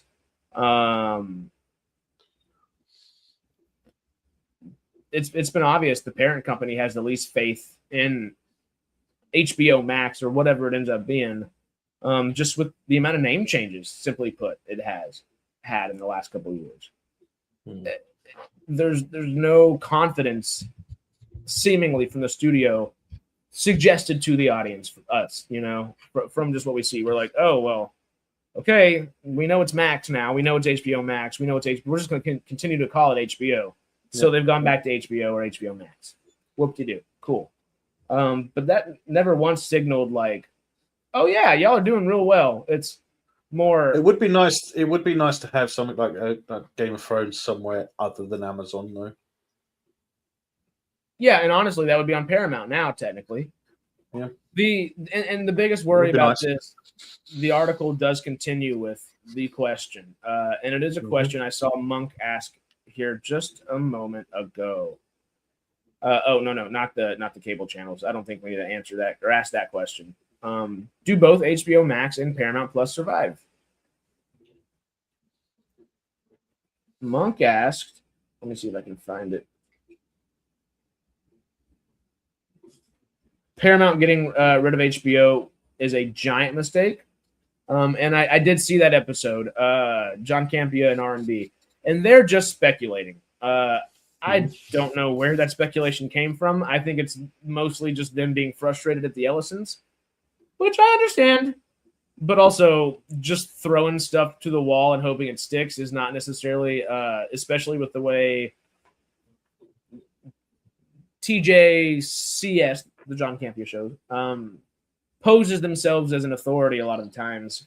I don't think it's a very responsible thing for just, I mean, state it's a theory. Don't state, oh, well, this is going to happen. And then at the end of it say, well, I have no basis for that. I'm just speculating. Start with saying you're speculating rather than letting start with this is speculation, but yes, yeah. So I don't really think that's plausible necessarily. But real quick, Paramount Plus just revealed. Oh, this is that same thing. Was there another question we missed? What happens to the Warner Brothers Pictures brand? Yeah, okay. I was kind of just consolidating those two. With that same thought, though, I don't think HBO Plus. I don't think HBO is going anywhere. And if anything, wouldn't it give Paramount Plus extra server space? Technically, yes. So they could basically merge it into one service, but then have HBO, kind of like they did with Disney Plus, where you've got Fox as a separate part of the website, and you got like you click on you want to watch Marvel, you click on Marvel, that sort of thing. My guess, my speculation here, and I am fully saying it's speculation. I don't know nothing. It'll probably be a subscription increase as well. I would think so. I would think it's going to increase dollar-wise. If they're going to add the HBO content to Paramount Plus, then increasing the subscription will be important for them. I actually think they just spent what they're going to be spending what the 110 upwards of 110 billion on purchasing. So they're going to be looking for ways to make cash because of that. Yeah. So they're going to increase the subscription fee. Probably the ad-free one, not the normal one. But I wish they would get rid of the Plus because it reminds me of Disney. Do HBO have their own studio space? Technically, no. God, don't get me going. Do they have their own sound stages? I was about to rip my hair out. I was like, this is just, I know we're going in circles, but like I have to like you understand this does not like equate, right? Like if you have 700 to 900 projects coming out a year, you're a studio. But anyway, as of February 2026, March 2026, reports indicate a massive $111 billion deal where plans to merge HBO Max and Paramount into a single. But yes, so this is where I was going with that. I think, and I'm just speculating here. Obviously, they just spent $110 billion. They're going to want to make a little bit back somehow.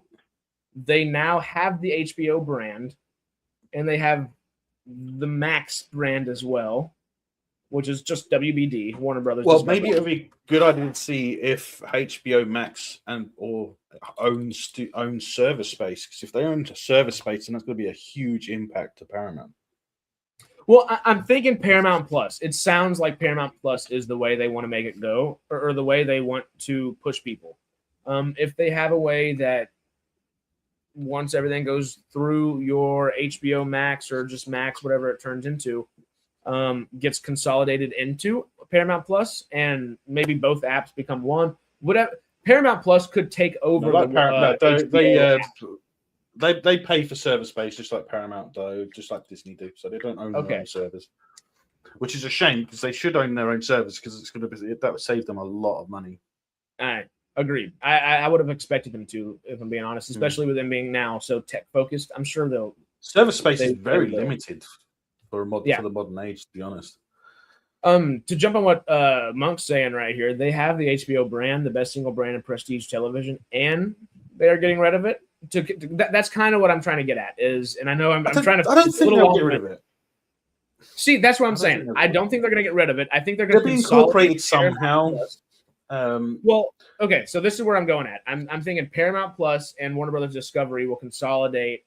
either into it honestly makes more sense for me for them to turn HBO Max, whatever, into Paramount Plus. Consolidate instead of 76 million people or 79 million people, go to the 131 million. Sure. Unless it's spread out over 3 separate streaming services, HBO Max might not have 131 million there because they did say Discovery Plus and HBO Linear at the same time. And who knows? Paramount Max might literally be the end all to end all of what it is there. The thought I'm having here, though, because that HBO brand is that just specifically big thing, what did Amazon do after purchasing MGM? A lot of their stuff is still on Amazon Prime proper, but now they also have MGM Plus for like the shows they're kind of trying to shoot for and have some fun stuff. Yeah, that's the thing that I've hated ever since it was like they officially took it, because you still have to pay extra for MGM on Amazon Prime. Whereas I think it'll be similar. They would have been under one subscription, so it would have made more sense. But they're milking money. I mean, I was watching an anime series. I watched season 1, but then it's like, well, look, I told you about it. It's I was watching it on Amazon. It was, is it wrong to pick up girls in a dungeon? I told you about that, didn't I? I think it's got like 6 seasons. You can watch season 1, but then you have to rent or buy season 2. If you're not subscribed to Crunchyroll on, or was it High Dive, one or the other, on Amazon Prime. Does that make sense? Yeah. So you can watch it for free on Prime without the High Dive or Crunchyroll, but then you can't watch season 2 without it. And it does they've done it with every carrying on through. So you can watch season 3 for free, but then you can't watch season 4 free, which is stupid. But just for the Amazon thing, like Farscape's the same way. We're about to finish season 3, and you can get seasons 1, 2, 3, and then I think season 4 is on MGM Plus, or it's just behind a paywall in general, and it's just kind of like, for why? But why? It's like, can you give me an actual answer? Yeah. Always answer is yes, of course. Oh yeah, I can't watch Billy the Kid season 3 or new Spartacus spinoff without paying extra. And I feel like because they know HBO is that prestige television in that same sense, that they will follow a similar business model to MGM Plus. I mean, I'd rather than just increase it a couple of quid or a couple of dollars, just to increase the monthly subscription by $1 or $2 maybe. That would have, I would prefer that to then having to pay. I think £4.99. I think is the MG subscription, if I remember rightly. I can't remember exactly because I haven't looked at it. Here, let me pose it this way: if Paramount Plus and Max combine and offer HBO as an add-on, like an MGM Plus would be, wouldn't that be the easiest way for folks in the UK to get HBO? It'd probably be the only way for us to get HBO. Rather than we get HBO content like Game of Thrones and that. We got that through a different network. Yeah, so Sky. Sky. So I mean, I'd have to have a Now TV subscription to be able to watch Game of Thrones or House of Dragon. Whereas, I guess the question would be, would you rather have that subscription, or would you rather have Paramount Max with an HBO add-on at that point? Which one would be more beneficial to you? Oh, it would depend, because anything that's shown on TV here, specifically with Now TV and Sky, they will be exclusive, which means that if HBO had, say, Game of Thrones on it, we technically wouldn't be able to watch it on HBO. It wouldn't be able to be accessible in the UK because it's exclusively on Now TV or Sky. Aye. That sort of thing. I think you can buy it on Amazon, if I remember right. I think you can buy the digital version. my hope is that HBO is more accessible for y'all and globally. Yeah. But as long as HBO does not dissipate. Because I even though I know Paramount has said a bunch of stuff, I have not seen the words, and HBO is getting absorbed into Paramount Plus, or HBO is getting absorbed into HBO Max proper, or whatever it is. Not once have I seen those words anywhere, and not till I see those words am I going to be convinced that's going to happen, because of how I would hope or expect it to be similar to Disney and Fox. Yes, you know, I really when you go to Disney Plus, at the top you can click Fox, can't you? And you can go to the Fox content. That sort of thing would be best. Would be, get a VPN. Yeah, fuck a VPN. Why should I get a VPN? Good cheap content. Oh. But anything I can't get here or watch here or streaming, I will find a way. Trust me. Where there's a will, there is a way. Yeah. It's a torrent of stuff I can find. Let's just play a quick game before we jump out of here. You down? A game, huh? Let's go back to this. We'll go through one by one. And do you expect each one of these to survive or be consolidated?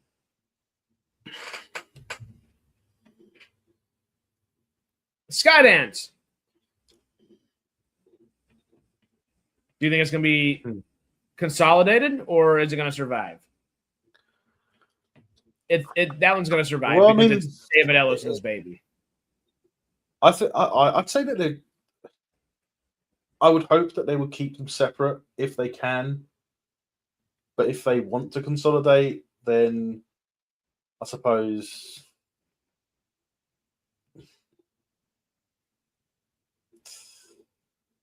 it's hard to say.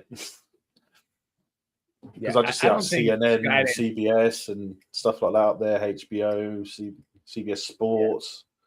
I think TikTok is probably going to still be TikTok, but something like Fandango's already kind of turned into, I guess Vudu turned into Fandango, and Fandango is kind of its own thing. That might be the best way for them. That's the best way for them to get tickets. They do have a way to get ticket sales through Fandango. So I don't know if that's going to go somewhere. I think it almost has to stay the name Fandango to not monopolize, the process of filmmaking, including the ticketing. But also I could totally see Fandango being consolidated into something else, like it kind of has been, and other smaller companies have been consolidated into it before. They now own Rotten Tomatoes. Do you think maybe Fandango and Rotten Tomatoes could combine and consolidate? Possibly, I wouldn't be surprised. No, I wouldn't be surprised. Hey, but Monks did the same thing. Nice. How about Oracle that's, if anything, Oracle and TikTok and stuff like that. That's more techie. DC Studios is most likely going to remain DC Studios. Do you agree? Yeah, DC Studios would be like Disney and Marvel. It will be there.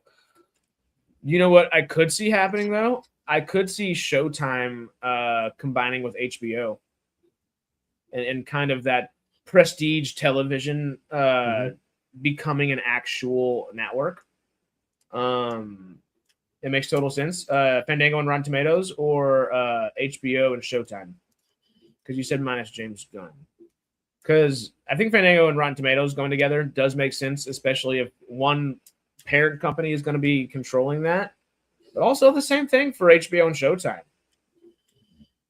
Like, I'm looking at Comedy Central and I'm thinking, when was the last time I watched something that was actually funny and made me laugh on Comedy Central? I can't remember. Yeah, shoot. Oh, the roast of Tom Brady. I think that was probably it. Probably it. Yeah, well, I don't know if Cartoon Network and Adult Swim. I think Cartoon Network and Nickelodeon might be consolidated. Adult Swim and Comedy Central might finally truly consolidate. Showtime and HBO. I don't know, Chad. What are y'all thinking? That I could see them very much combining in that sense. And similar, like I think someone said CNN and CBS earlier. We don't need to jump into all the cable news and stuff, but that makes sense. TBS and TLC. TLC hasn't been the learning channel for ever. So I could see them and TBS jumping in. Well, none of the learning channels have actually been learning channels for at least 10 to 15 years. Yeah. Honestly, HGTV, They've all been TLC, political. and TBS could all combine. I mean, I don't know what TBS it's been like for the US, but in the UK, it's been, a lot of this educational stuff has been political rather than educational. But Agreed. That's Yeah. a completely different story. It is. But yeah. Like you just said, I think Discovery and Animal Planet and maybe the Food Network and Travel Channel. There's no reason to have all those, you know? Food Network, Discovery, Travel. Discovery, Science Channel. Travel and Food can consolidate into one. Yeah, Travel and Food can consolidate. Consolidate. Yeah, well, the Cooking Science stuff Channel. could go under the TLC banner as well. The Leisure Channel. Is that actually one on there? No, okay. Because okay. I think realistically, TLC and HGTV could combine. TNT and TBS. I don't think MTV's even been that big a deal anymore lately, is it? No, and realistically, MTV is mostly just making Yellowstone and Taylor Sheridan projects nowadays. I can't even remember what VH1 was. Was that the one where they just showed old films or something? I can't remember. I think so. I remember watching like American Ninja Warrior, I think, on VH1 now and then too. But yeah, realistically, I think Cartoon Network, Boomerang, Nickelodeon could consolidate. Cooking, Food, and Travel could consolidate. I was trying to think of what the last thing I watched on MTV was. Taylor Sheridan shows. Jackass. Hey, Jackass 5 is coming out this year. The final one. Jackass was on MTV, wasn't it? Yeah. With all of these, though, do you see much happening to any of the... Is there a franchise here that you do not think is going to survive this merger?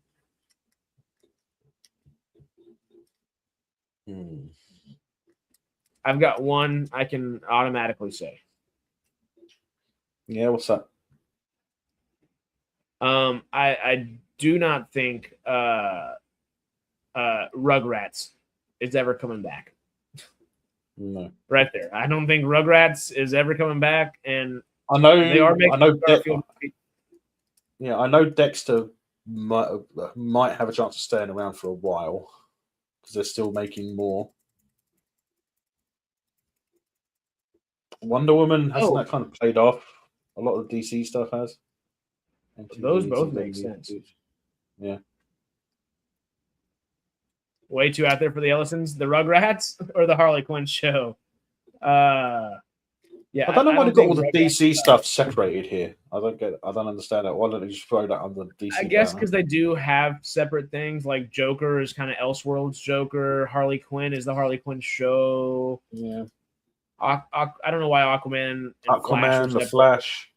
These five: Wonder Woman, Shazam, Superman, Aquaman, Flash, and Batman, and Shazam should all be just DC. So anything DC should come under the DC banner rather than I could see. Honestly, so should Harley Quinn. Joker being Elseworlds kind of makes sense. Yeah. Fingers crossed for Harry Potter disappearing. No, we always need more Harry Potter. Maybe not just for the sake of cash, but Dexter and True Detective should merge. Agreed. I like that one from earlier. That could work. And maybe not should merge, but you might as well say A Quiet Place and Star Trek should merge. No, Dexter and True Detective could work. Yeah. But yeah, I don't know if A Quiet Place works. Well, A Quiet Place and Cloverfield, put those together pretty easily, realistically. Didn't I hear something of People were wanting a Transformers merge with something. I can't remember what it was. I love the thoughts. Merge with Mad Max. Oh, that's a good idea. Well, you said what? Is someone doing what? I seem to remember someone saying something about Transformers merging with something, or doing like a crossover with something. I can't remember. Oh, G.I. Joe. Oh, was it G.I. Joe? Yeah, they did that at the end of Rise of the Screw Beast. Screw that. G.I. Joe's crap. I don't know. I feel like everything in this section is safer than everything in this section, if that makes sense. I think major franchises are safer than companies, networks, and channels in a big way. These, I mean, we're just having fun. I don't think realistically. Oh, look, Green Lantern's right there. I didn't even notice that. Teen Titans and Justice League. Why are they all just? That's DC. But I don't think those franchises are really going to cross over more so than we see them crossing over today, necessarily, of course. Well, none that are not linked in any way. You know, I wanted Shazam and I wanted Black Adam and Superman to face off. I wanted a movie where they faced off, but it just didn't deserve it. I'm sorry. I do enjoy. I think it would have been a lot better if it didn't have that Dwayne Johnson in as Black Adam. He just got so caught up in his ego there where, hey, dude, like, you are Shazam's villain. Even though he's not like the villain, have Shazam in your movie. Oh, excuse me, Lordy. Like in the movie, have Shazam. Don't try to Superman pigeonhole this stuff. Just Shazam it up. That's the whole thing. If you as Black Adam have to say the word Shazam to turn into Black Adam, you're Shazam.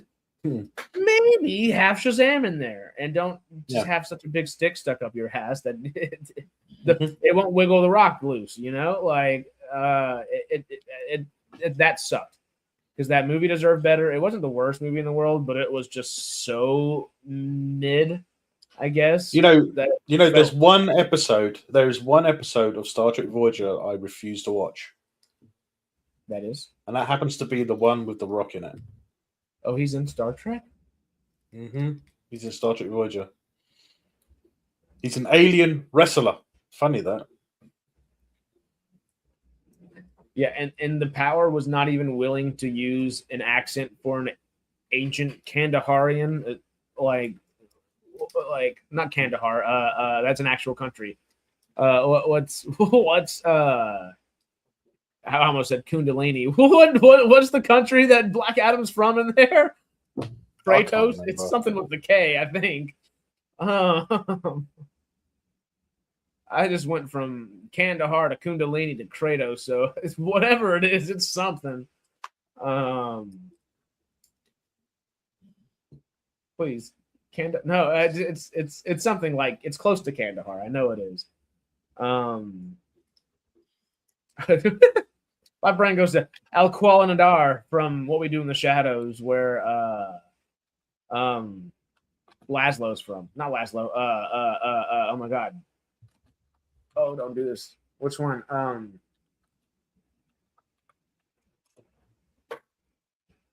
Guillermo's master. Kandak. Kandak? Kandak, yeah. Okay, cool. Why am I blanking on What We Do in the Shadows? Laszlo, Nadia, Guillermo, Colin Robinson, and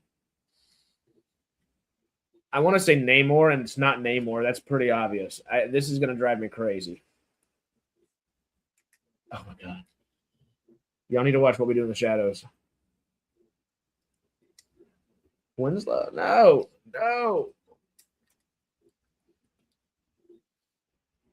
Nandor, the Relentless. Oh, that was going to kill me.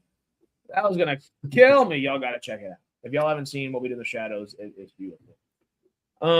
Everything today, though, all that's been said, there's a lot of trepidation to be had with this Paramount SkyDance Warner Brothers. It's always Discovery nice to see. It's always nice to see Jay a bit pissed off. I'm good at pissing him off at times too. I know how to dig in there just a little bit. My favorite thing so much. I was kind of hoping when he was saying about how Paramount has actually been pushed to the right. I was like, fucking. But anyway, you're like, I watched Starfleet Academy this week actually, and I haven't watched it for 2 weeks. I don't think I've watched 2 episodes. This is true. This is true. My favorite thing last year was just messing with Jay during the Chevron Awards, and just saying the wrong name or prodding him along just a little long. He just got so antsy so quick and be like, just say it, and it was so much fun. Will I do something like that in 2 weeks? We'll see. We'll see. There's going to be a larger panel of us rather than just Jay and I jumping through it. So we'll play it by ear, but it's going to be fun one way or another. I guess real quick, just to summarize. La la la la la. All that being said, Paramount, Discovery, all this different Warner Brothers, SkyDance, all of it put together. Well, there's going to be a lot to follow here for not just this year, but years to come. What actually happens, whether it goes through the regulatory system or doesn't. That will be something. I think it will. It will. I don't think it's going to be a problem. The only issue they had with to put it going through this regulatory system was Netflix itself. Because everyone was warning that Netflix are they're going to destroy Hollywood if they can. And I believe that because Netflix don't look at it in that way. They have their way of doing things, and that's how they want to do everything. They don't want to change. They don't want to compete with theaters. They want to throw everything in our faces and say, "There you go, you can watch it here. Just pay the subscription fee." And see, I'm with both of y'all on that. Something that I guess where would be the best? How would be the best way to say that? Someone in the comments earlier said something about Netflix not shortening the theatrical release. I was actually talking about early on when it was released, when they first started talking about it, and everyone was saying, and even the people at Netflix were saying that they're going to reduce the theatrical release time for 17 days, I think it was, wasn't it? Yeah. That's what I was peed off with. So, yeah. The only days they offered was 2 weeks. Paramount, while yes, it's a different evil. It's a different area to look in and all that. At least they're offering 45-day windows for 30 films a year with the extension for 60 to 90 days if the film's already doing well. That is a commitment to this industry as a whole, where Netflix... Theaters have always and will always be important for the movie industry simply because it is where they get their... Probably, you could argue, towards their largest income. By far. Yeah. Yes, they can make millions on DVD releases, but at this day and age, how many DVDs are getting released? Well, that and how many people are buying a DVD at a time? Where, like you mentioned earlier. Well, I would if there were more available. Well, that first weekend is such a big thing. Films make 30 to 40% of their budget back or their monetary earnings from that first weekend a lot of time. It's just kind of crazy. Tread carefully here. Yeah. Tread carefully, huh? And with what you were, I know you're bringing up John Campea and some R&B earlier.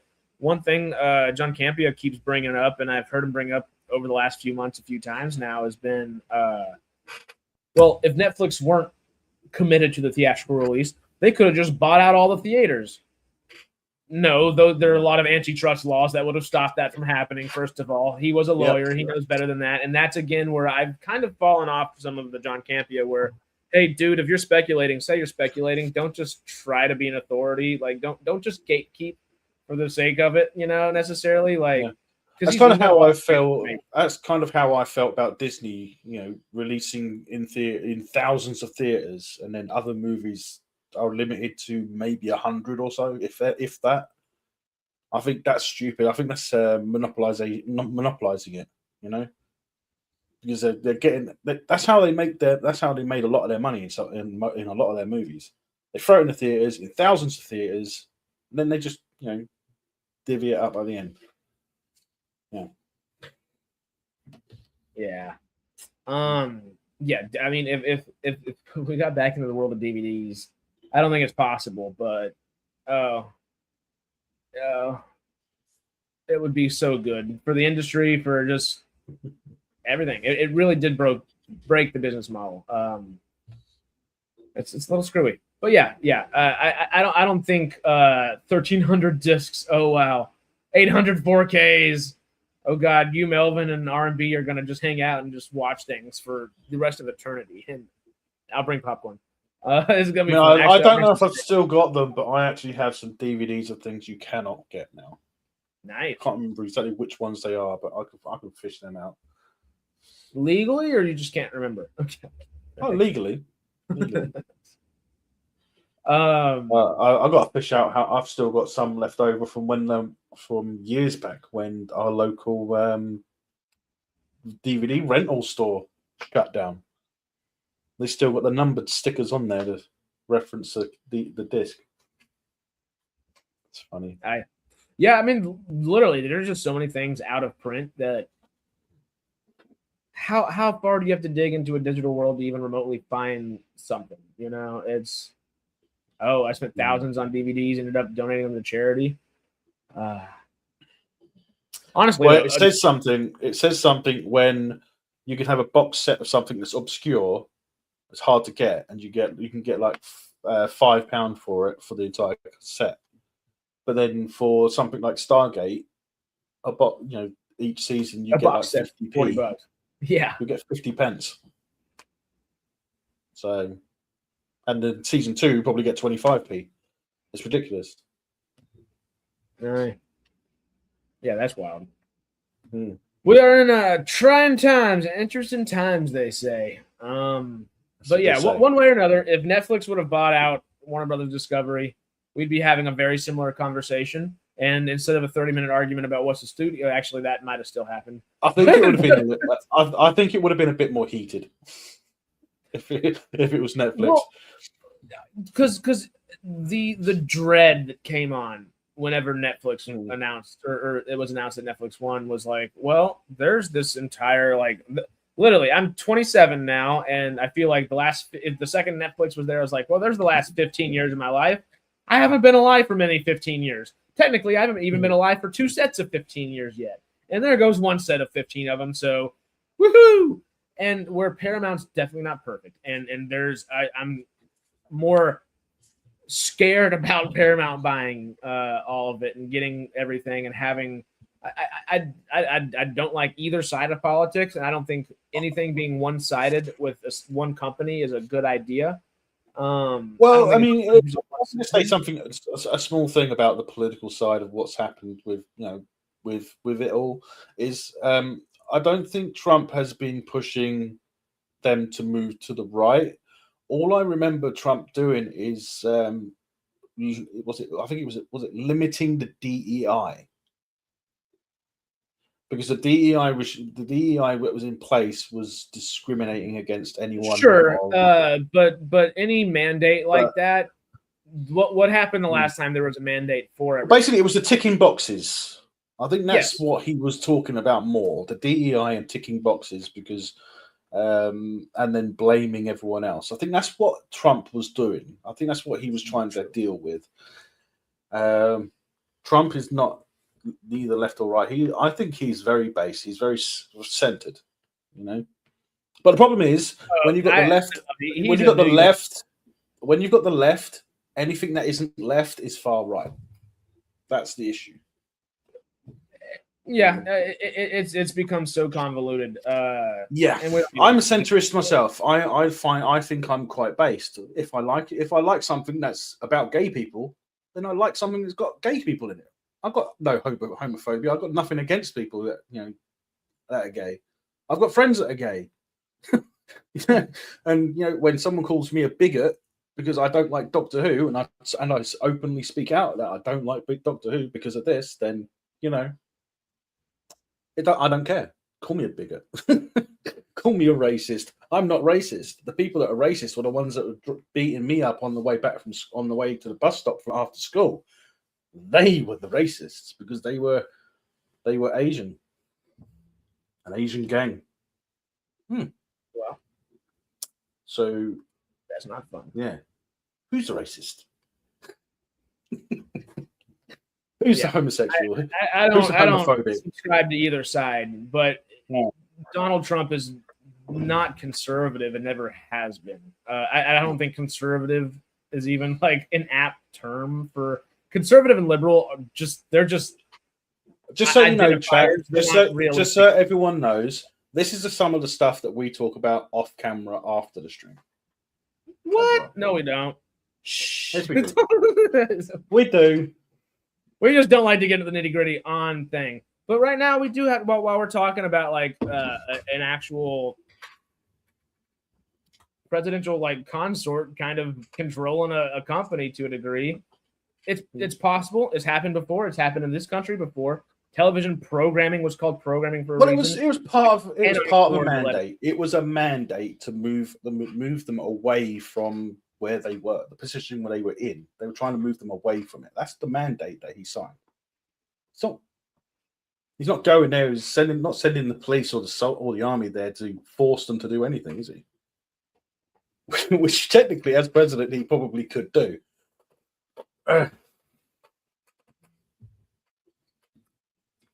And I don't like. I'm not going to get into a debate about the left and the right because I'm in the UK. I have my opinions, I have my thoughts, I have my experiences, and I see things every day. But I'm not going to see you next week, so you don't get scooped up off the side of the street somewhere. Yeah, that's a good point. Because that's happening in your country and my country. It's a great time to be. Where was that thing? What was it a minute ago? The old Chinese proverb from Tony. May you live in interesting times. It feels like an old Chinese curse right now. But you know what I'll say to that? One way or another. What I'll say to that is they're coming for China next.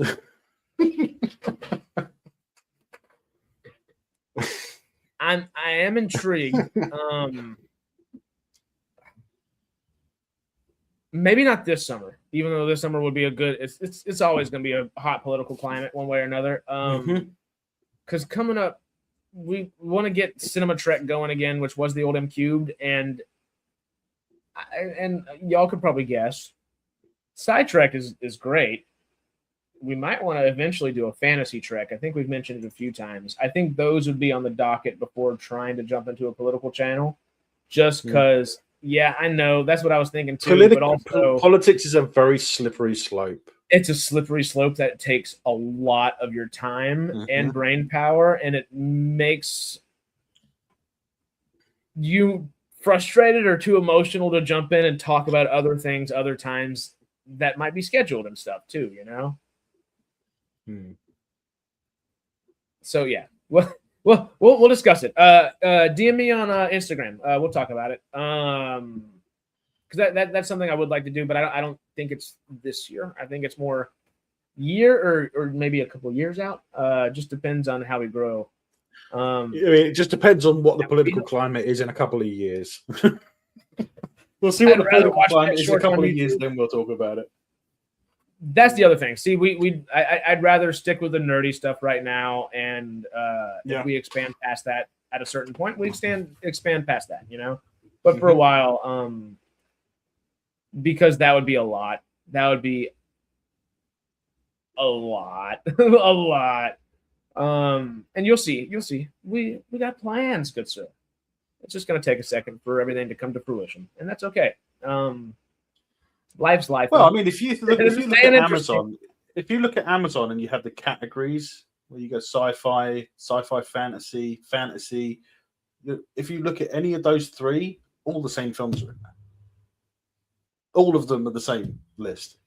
Well, yeah, fantasy and sci-fi should be different. Except I don't think Lord of the Rings shows up in the sci-fi one. It shouldn't, and I'm, Well, I'm not hoping Lord of the Rings. I mean, Foundation Rings of doesn't show Power. up. Sorry, Yeah. I meant Rings of Power. Yeah, that doesn't show up in the sci-fi one because that's not. Ayo.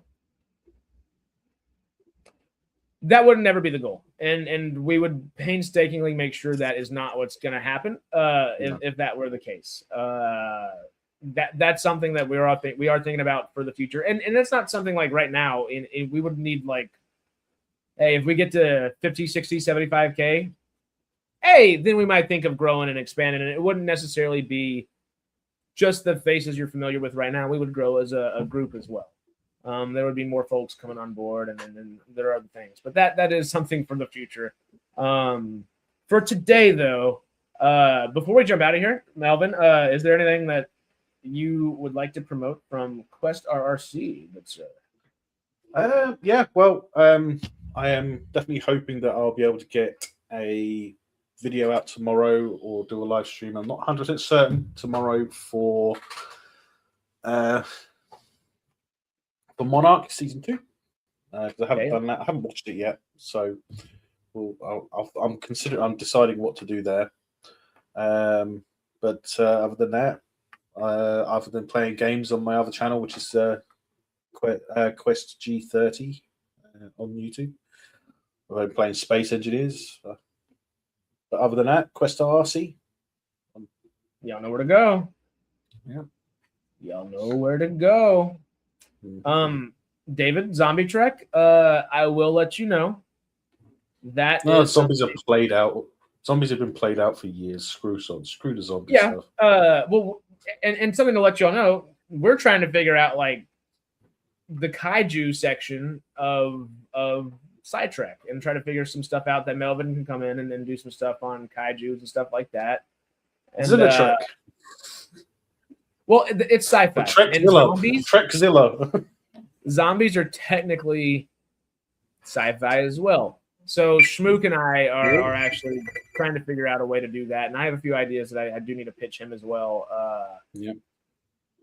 Specifically thinking about stuff like 28 Years Later and stuff like that, just because that's on the brain from this year still. But I know he's a huge Walking Dead fan, so there we go.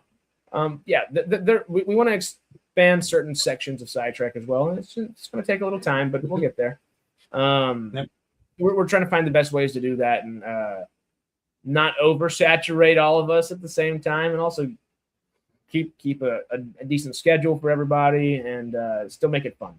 You know, there's a few avenues that we have to hit there. We've got boxes to tick. They're not like BS kind of boxes that, you know, you got to tick for the sake of ticking. They Expanse Trek, that's something I would do. That's something I would do. Yeah. The Rocinante? The Expanse did the Expanse Trek. Well, I mean, technically, the Expanse is something we've always talked about a good amount. We just need more Expanse to talk about, honestly. Fingers crossed we get some sooner than later. The good old Tachi renamed Rocinante. Ayo. But one way or another, we're going to be here for a good while. Come hang with us. Continue to hang with us. Whether it was going to be Netflix or Paramount buying out Warner Brothers, we were going to have an interesting topic to talk about today and for the oncoming. Like I said, Netflix, it might have been a bit more vocal. Yeah, where Paramount still feels there's a bit of that soullessness that is coming in through just Netflix would have been almost like just a infinite void that it felt like it just fell into. And if we ever do anything for the Expanse, it would be nice to get a hold of Ty and that guy and get them on. Where we get Ty Franks himself, one of the 3 who wrote the Expanse. That would be great. He does it. He's got a YouTube channel. Aye. It'd be great to do a collab if you can get to that point. We love you too, Tony. You're the best, man. I see, and I understand where you're coming from. Are we a studio trick? Anyway, god damn it, that was great. That was perfect. Of the two, Netflix is lesser evil, just my opinion. I would say the opposite. Yeah, but I understand exactly where you're coming from. And this goes into where I think about politics, and not to bring it back there, but I don't believe in voting for the lesser of two evils. I don't vote for somebody unless I actually have like faith in their ability to lead. Which I'll be honest, I didn't vote in the last election because I didn't like either one of them, and I didn't think either one of them remotely had a good ability to lead. I didn't vote either, but I wish I did because we might not have had this guy. Yeah, things happen. No names. but yeah, I wish. And hey, in that same thing where I just said in the voting like attitude there, if I could have fought for the third thing there, I would have said, Warner Brothers, please just don't sell. Just you're making a profit and you're doing well again. Like, how about you just keep doing well? Like, that'd be cool. But I'll trade you Trump for Stormer in a second. It's actually pretty Seriously? funny. Seriously? We do have free speech in our country. We've always had free speech in our country. Well, technically, we haven't got free speech in this country. Technically, we've always had freedom of expression, which covers a broader aspect of it. But hey, one way or another, there's going to be a lot of stuff to talk about in the coming weeks, in the coming months, in the coming years, from the way it's looking, y'all. We will continue to be here to talk about it. And hopefully we grow and have more to show for it. You know, it'll be fun. Have a lot of fun people, a lot of treks to trek on. You know, there's nothing like a good adventure. And I like to go on a good trek every now and then. So, hey, come SciTrek it up with us while we Star Trek, Stargate, Star Wars, Expanse, Alien, Predator, Babylon, Battlestar. I'm running out of things. No Ordinary Family. This was a great stream. Have a wonderful stream. Yep, he still hasn't watched it. Oops. Yeah, Melvin's been asking me to watch that for how long's it been now? It's been well over a year now, hasn't